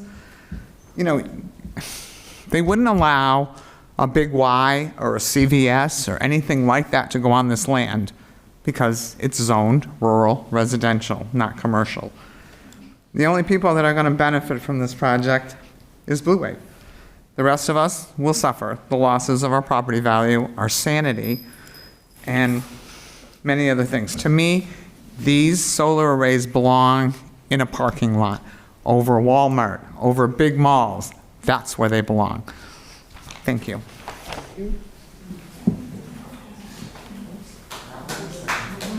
Anybody else? Anyone else like to speak?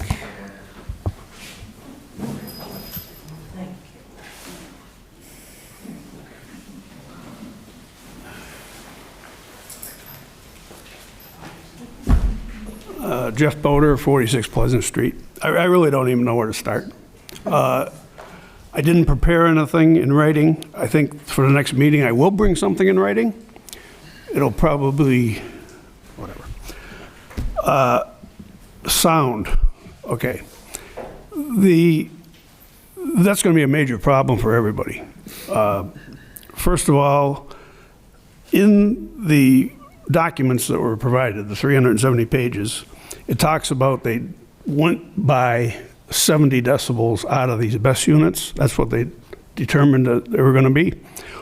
Because they didn't have the actual decibel reading from the manufacturer, evidently they didn't read their own documents because it's 75 at 1 meter from the best units. And there's 4 of those things, 24/7 buzzing away. Inverters, the decibel reading off of those things a meter away is 72 or 73. I can't remember what it is. It's damn close to what it is out of the best. There's 30 of those. We went to a site in Hadley that has no BESS. It's got, I want to say, 4 inverters. The thing is only 2-acre site compared to this 22. It's freaking loud. Excuse me. It's loud.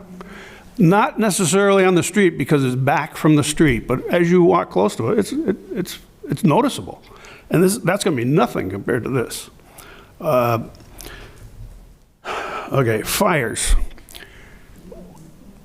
You put these things out, you don't put them out, you let them burn. Everybody knows that. It could take 5 days. It could take 2 days or 5 days or who knows what it is. Up in Warwick, New York, this past December, I think it was, there was a fire there. 2 years prior to that, there was a fire at the same facility. All you're doing is wetting down the area around it to prevent the thing from spreading. If one BESS unit's on fire, you're going to I got to watch my mouth. Soak the area around it, including the BESS that's sitting right next to it that isn't on fire yet. So you're going to be doing that for the duration of the fire, 4 days, whatever it is. All the smoke that's going up in the air is going to get washed into the ground. Not all of it. Some's going to keep going in the air. But some of it is going to be washed into the ground by the fire hoses. And when it goes into the ground, some of it is going to be running off on the surface, and others of it is going to go into the aquifer, into the ground. So, I mean, the whole thing just doesn't even make any sense. We're talking about fires. NFPA 55, you've got that in there a number of times in the 370 pages. It references NFPA 855, the 2020 version. That's not the current version. current version is 2026. The 2020 version didn't even address best systems like this. They didn't even probably have them in 2020. So if that's what they used to put this 370-page document together, that's wrong. I went through all 370 pages. I've marked it all up. I literally could stand here for 4 hours and talk. I just don't know where to start, and I don't know where to stop. There's so many answers that in your project description, you state things out of the bylaws and you say acknowledged. What is that supposed to mean? I mean, okay, structures should be screened from view, acknowledged. You acknowledge it, and then you say, and then you propose a screening thing that isn't going to do anything. I mean, you got trees at, I want to say, 60 foot on center with bushes in between them. I mean, between the arborvitaes and the maples, I heard something about cedars today. These things start out at 6 feet tall. Maybe in 20 years they'll do something, but you're not screening anything. The screening line you're putting up is on the south side of the property that, you know, faces a few houses. The people driving by on Pleasant Street are going to look at this thing and just shake their head. So never mind the neighbors. It's absolutely, it's the wrong siting for this facility, period. You know, why didn't it go further back on the property? I'll tell you why, because it would cost too much money to come out to the Pleasant Street with the power. I don't know. I got to just shut up, because I'm going to put together a list. This is just beyond. Thank you.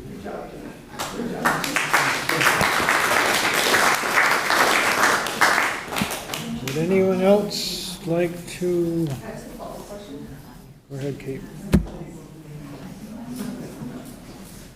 Hi, I'll make it very brief. Caitlin Rokes, 189 College Highway, also a member of the Board of Health.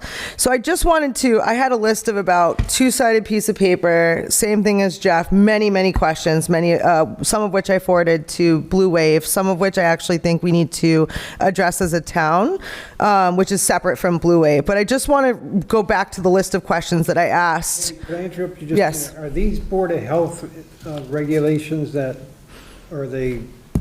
Well, I think that's a great question, and part of my struggle is the fact that we were encouraged to defer to the planning board, which I'm also trying to be respectful of the process, but I also feel like, again, going back to collaboration, that it's important that no matter where the questions get answered, that they're addressed somewhere, and I do think that some of them are pertaining to zoning, and if you feel like it would be better to ask these questions separately, we can certainly pursue a site assignment, but we were first encouraged to come here and follow the planning board process because it was believed that many of these questions would be addressed through the planning board process. I don't know what the questions are, So I'll make it very brief. So the first question I asked was about safety data sheets for the chemicals that would be included in this BESS system. That question remains unanswered. I asked a question about air quality considerations with a toxic fire. That question was not answered. I do want to acknowledge this is a Board of Health consideration about the no glare that was noted in the plan. I just have a really hard time understanding how there will be no glare from this particular system. But yes, you're right, that does fall within a Board of Health regulation.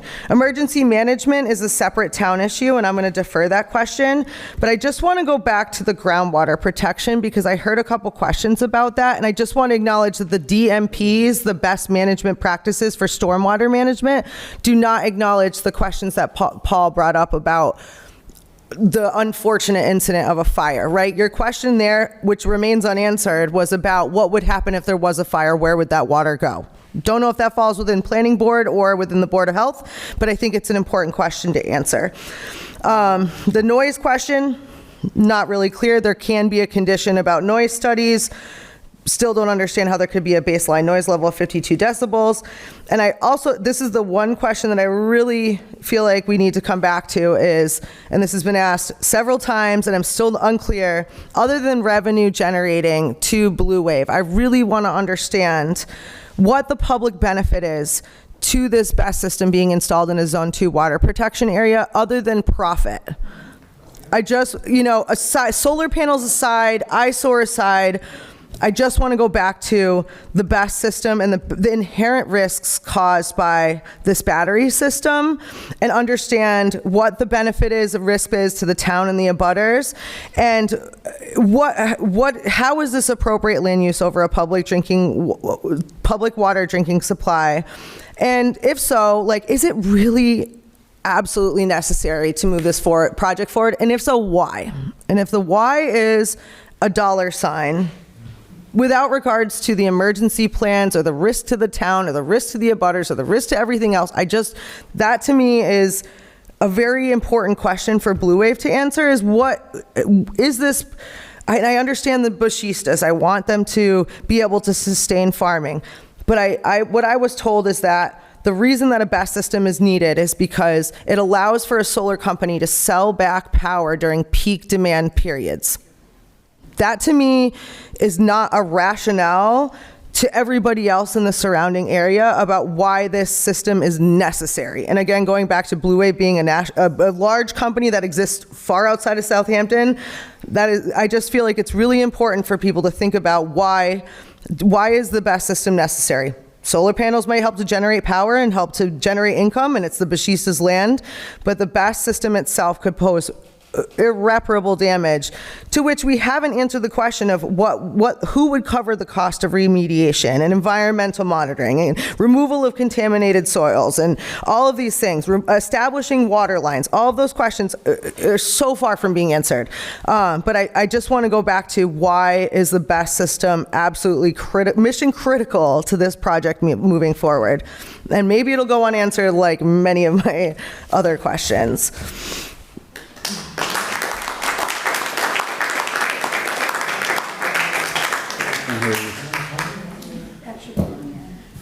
I just think, I'm just going to say briefly, I think the economics of it don't enter into what zoning is all about here that we have to address, but I'll let Richard. The planning board is bound to consider this application based upon the zoning bylaw and the stormwater bylaw as it existed on the date of application. I would disagree with your comment that clear isn't a planning board issue. I think it is. I think it falls under site plan review criteria. I think that's what people need to look at is the planning board has to review this based on site plan review criteria in the zoning bylaw. And I think noise, I think the glare, the visual, the screening, all of that falls within planning board purview. It is a site plan issue. Maintenance of access. We've already raised the question that they're going to have to find an answer to is indemnification issue. So the planning board is looking at within the bylaw itself as it exists on the date of application. The town can't apply regulations to a project after they've submitted an application. That'd be kind of like saying, I don't want you building that house, so what I'm going to do is, oh, you've already got a building permit? No, you've already applied for building? No, we're going to change the building code so you can't build a house. You can't change the rules after somebody applies for a permit. That's just grossly unfair. As much as you may think the rules are wrong, that's what they are at the time. And so planning board and the main Board of Health regulations that Board of Health needs to administer, and planning board can't enforce those. Now maybe input from Board of Health results in conditions that planning board attaches to a site plan review, and then it becomes enforceable to the building commissioner. But the planning board is bound by the zoning bylaw and the stormwater bylaw as they existed when they submitted their application. The heck with the people and their property. The planning board took an oath when they took their positions, just like Board of Health members did, to uphold the laws of the state and the town, and planning board members would do that. That's one of the problems of reason a lot of places have trouble getting people to serve on boards, is because sometimes a decision they want to make isn't a decision they're obligated to make under the law. Like sometimes you may want to deny a food permit to somebody but they comply with the law, so you have to issue it to them. And so that's not always what you want to do, but sometimes that's what you have to do. Is there anyone else want to speak, make a comment before we wrap this up? I just have a quick question. Go ahead. So, I know we've been to a lot of these meetings, and the last one was the battery storage. So this project is being looked at as far as what we have already on the books, as far as bylaws, and that's solar panels on your house with a little battery storage thing in your garage. That's what we're using as a to judge this project? No, we have 4 different scales of solar in our bylaw. Residential and 3 or 4 commercial. And commercial? Yeah. Look at that. Yes, sir.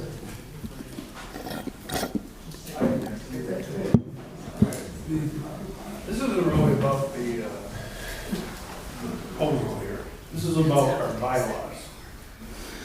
We got a solar generating bylaw under purpose. It says the purpose of the section is to minimize, I'm skipping, minimize impacts on environmental, scenic, natural, and historic resources and provide adequate financial assurance for eventual decommissioning of such installations.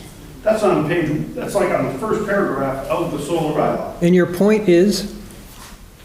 My point is? Your point is? My point is that there's a lot of things in here.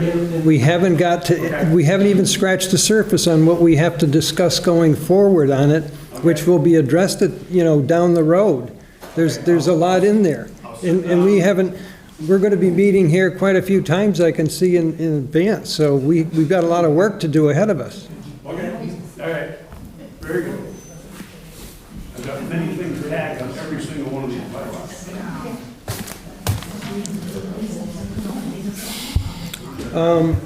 So going forward, we need a peer review that we have to have on this project from an independent source. Our consultant put out a RFP. No. A solicitation. Solicitation for firms to do the work, and we weren't too successful, but 2 did comply with the request. Yeah, no. Just give some background on it. I sent this to the planning board. Shortly after we were made aware that there would be a need for peer review of a solar generating project located at least partially within the Water Supply Protection District, I submitted an email on the Mass Planners listserv to see if other communities had any recommendations. As a result of this solicitation, I was informed that the following firms were interested: Ty & Bond, Rural Planning Associates, Berkeley Group. I'm also familiar with other firms in the region that have been involved with peer reviews of various projects. Thus, I submitted a solicitation via email to Ty & Bond, Rural Planning Associates, Berkeley Group, VHB, and Fuss O'Neill. I sent them basically saying big issue is the Water Supply Protection District. And that's the concern we really had. We received a response from Ty & Bond saying they would not be able to perform the work due to a conflict of interest. VHB said they had passed on at this time. Fuss O'Neill said they were unable to submit at this time, so we received proposals from Rural Planning Associates and Berkeley Group. I've submitted those to the planning board. I think there may be, based on input tonight, one of the things I didn't note in my solicitation was noise was a consideration, and that we want the noise study reviewed as well as fire safety. And so what I might want to do is, if the board says they want more peer review proposals, I can solicit some additional firms. And additionally, I can ask these folks, say, we also know that noise study peer review is essential. We also understand that fire safety, the emergency response hazardous analysis needs to be peer reviewed. That's a critical item. And have them give us revised proposals. And then the board could meet at another meeting just to review and select a peer review without any discussion of the project. Because discussion of the project can only occur within the confines of a public hearing. When the data is submitted, we're limited to that. So I turn on the board, decide what they want to do, if they want to select one of these two firms, or they want to get some additional solicitation. I'd let Paul go first on this because he's got some information to share. Going through these proposals, I think it's in our best interest to solicit a couple more different firms to identify those additional concerns that came up today. And I don't think these two fully address all that we're looking for at this time. So I would ask if we could reach out to a couple other firms to get more. Mark, any comment? I think he nodded yes, he agreed. Yes, I concur. I agree. Yeah.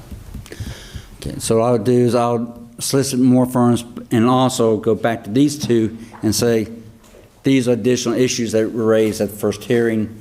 We want to be sure that your proposal includes a review of these items and has the necessary skill set to do that. One of the concerns I think we would share is that one of the firms had no engineering attached to it, and that is a concern. And the other firm that did have engineering attached to it, we got to see if there's a conflict of interest. The engineer, and this for the applicant to weigh in on. One of the board members works for that engineering firm. I don't know if the applicant would see that as a conflict of interest or not. I think that's something for the applicant to weigh in on that. But I will try to solicit something tonight or tomorrow afternoon and ask to have responses within 2 weeks, which means I know board is scheduled to meet on another hearing on August 5th. Yeah, we have a special permit coming up August 5th, so that's when we're meeting next, and we can put it on the agenda to select a firm by then. That'll be strictly to select a peer review firm, not discuss the project or the application at all. And given that, I think we discussed possibly continuing this then to September 2nd, or do you think that's going to be time enough? September 2nd would be the date I would suggest, and the worst case scenario is if the peer reviewer is unable to provide a complete peer review by that time, then it'd be continued to another date when they know they would have ready by then. Which means you wouldn't get any prior notice other than the fact that you'd have to show up. We'd simply open the meeting, the applicant would request it to continue, and what I would hope is we would know in sufficient time that under your agenda on the, you can post a revised agenda indicating the peer reviewer has requested more time and the applicant has requested an extension, a continuation. So that way people could have some idea what's going to be considered that night at the hearing. be on the town website and my town government, but you won't be getting another notice by mail, the abutters. So before I go any further, I'd like a motion to continue the search for a peer reviewer, that we keep going on to that process. Do I have a motion? I'll make a motion. Second. Motion made by Bob and seconded by Paul. All in favor? Aye. Aye. And also, I would like a motion that we continue this hearing till September 2nd here in this room at 7 PM. Don't all talk at once. So moved. May I ask a question? Excuse Pertaining to me. your peer review? Excuse me. Motion made by Paul. Do I have a second? Second? Motion made by Paul. Second by Bob. All in favor? Aye. Yes, sir? Yes, I was wondering, the Conservation Commission forwarded their peer review from Lubec. Is that something you're going to be using? No. Well, That has no- well, my understanding, we need to find out what that peer review report says. For conservation? My understanding, they did a review of the stormwater Yeah. component, and that is relevant to the fact that you've got a stormwater permit application as well as a site plan review application. We really should have the peer review. Are we going to accept their peer review or have a separate one on that? I would suggest you look at it first and see if you feel it's complete. Because I, for one, have never recommended a community do 2 peer reviews of the same project for the same topic.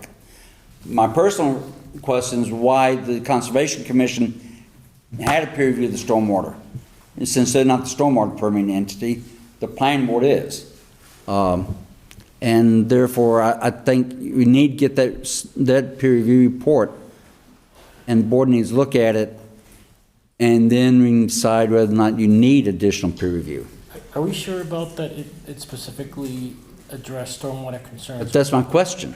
And not concerns that overlap to their purview? That's why I haven't seen it, so I can't speak to what it's done, or what it reviewed. No, I don't know if they reviewed it to see if it satisfied the 10 criteria. Can I just provide some additional clarification? So as part of our application to the Conservation Commission, within the NOI, we were subject to the stormwater regulations. Right. Within the water. Well, the state regulations. Correct, yes, and that NOI application gets reviewed through the local conservation commission. So as part of that application, the peer reviewer reviewed the stormwater report, and the stormwater checklist, that went through the 10 standards associated, with the Wetlands Protection Act. My guess is you would want another peer review, because the question is, did they review it in comparison to the town's stormwater bylaw? So they reviewed it in comparison to the Massachusetts Right. stormwater standards. There was no, the stormwater standards associated with the zoning bylaw were not included. Not in zoning that bylaw, the town has a, The stormwater. the town has a general stormwater bylaw. The question I'm asking is, did the peer review specifically review the town's stormwater bylaw and your application? No, they reviewed the 10 standards Right. associated with the state. And so I would guess that, yes, you want at least have at some level a peer review of the stormwater. Be sure That's they. the intent, right? Because Right. I think there's deviation between the two of them. Absolutely, because a commission reviews it for the NOI in relation to stormwater for NOI purposes is not the same as looking at for the stormwater management So bylaw are we purpose. going to ask Lebec to resubmit that under the general bylaws? Well, first I would ask Conservation Commission to submit a copy of the stormwater, the review they had from Levesque. I thought you just said it wasn't pertinent with the general bylaws. I would like to look at it first. Well, what if they opined on Yeah. town regulations? Right, yeah. I want to see what they put on there. And until we see that report, I don't think we can make a definitive answer. And Also, as part of that review, also review our responses that we provided to their comments. we should have that. We should have everything. That's, yeah. And then again, the question, all right, if you did, and I know there was an email saying that you should have the peer reviewer from Levesque Associates present, well, they were contracted by the Conservation Commission, not the Planning Board, who pays for that, for them to attend. I mean, because consultants don't attend meetings without being paid. In most cases. I did attend a few meetings without being paid, but it's, Can I ask something about peer review? Yes.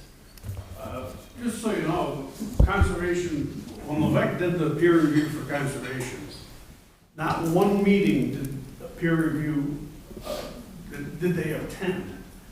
It's a long, long story, which I won't go into, but without having the peer review, hear the answers, and be here in attendance when the peer review was talked about, that was just absolutely out of order. And it wasn't a money issue. It was a procedural issue, but whatever. So could you please have the peer reviewer here when they're... I can't remember a time when we never have, Mr. Boder. I've never had. This board. Appreciate it, thank you. I tell you, that's the first time in my career I've ever heard of a peer reviewer not being present at a hearing on an application. Yeah. Because everybody wants to hear the peer reviewer speak. So, are we going to automatically engage Levesque for that? Not Or necessarily. are we going to decide here at August 5th on that too? August 5th, you'll make that decision. Because one of the things I've done in the solicitation to the other firms is indicate stormwater is a Can I have a quiet, consideration. please? We're trying to hear one another. Thank you. Therefore, I would hope that the firm you select to do the peer review could do the stormwater as well, and they'd have the report from Levesque to work off of, so. All right. I will, I'll ask George Russell from the Conscom to send me the report, and I'll send it over to you. I think it'd be, you know, when you're soliciting proposals, I think it would make most sense to solicit a proposal from Levesque to look at the zoning bylaw as well. To give it to another outside reviewer, they're gonna have to do a complete analysis of the stormwater calculation. No, I'll include Levesque. Excuse me, please. Excuse me. We're trying to, we can't hear one another with the background. Thank you. That ambient noise. Not so ambient. What were you saying? No, I think it would make sense to solicit a proposal from Levesque to do a review of the stormwater as it relates to the town bylaw.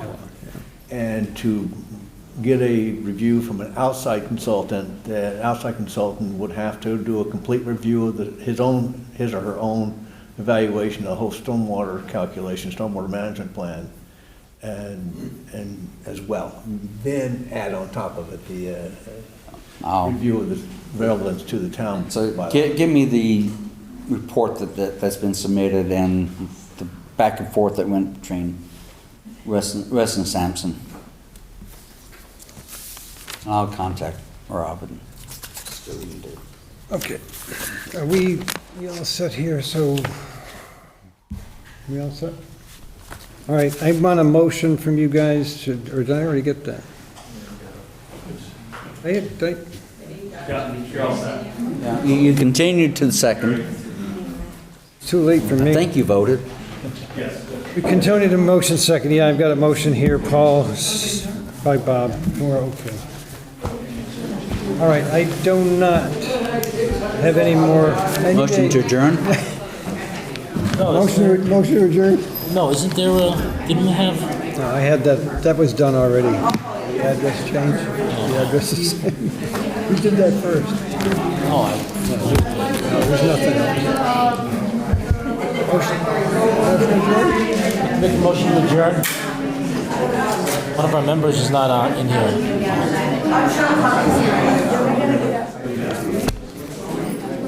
And Mark seconded? Motion on the floor is to adjourn. Second. In favor? Aye. Aye. Aye.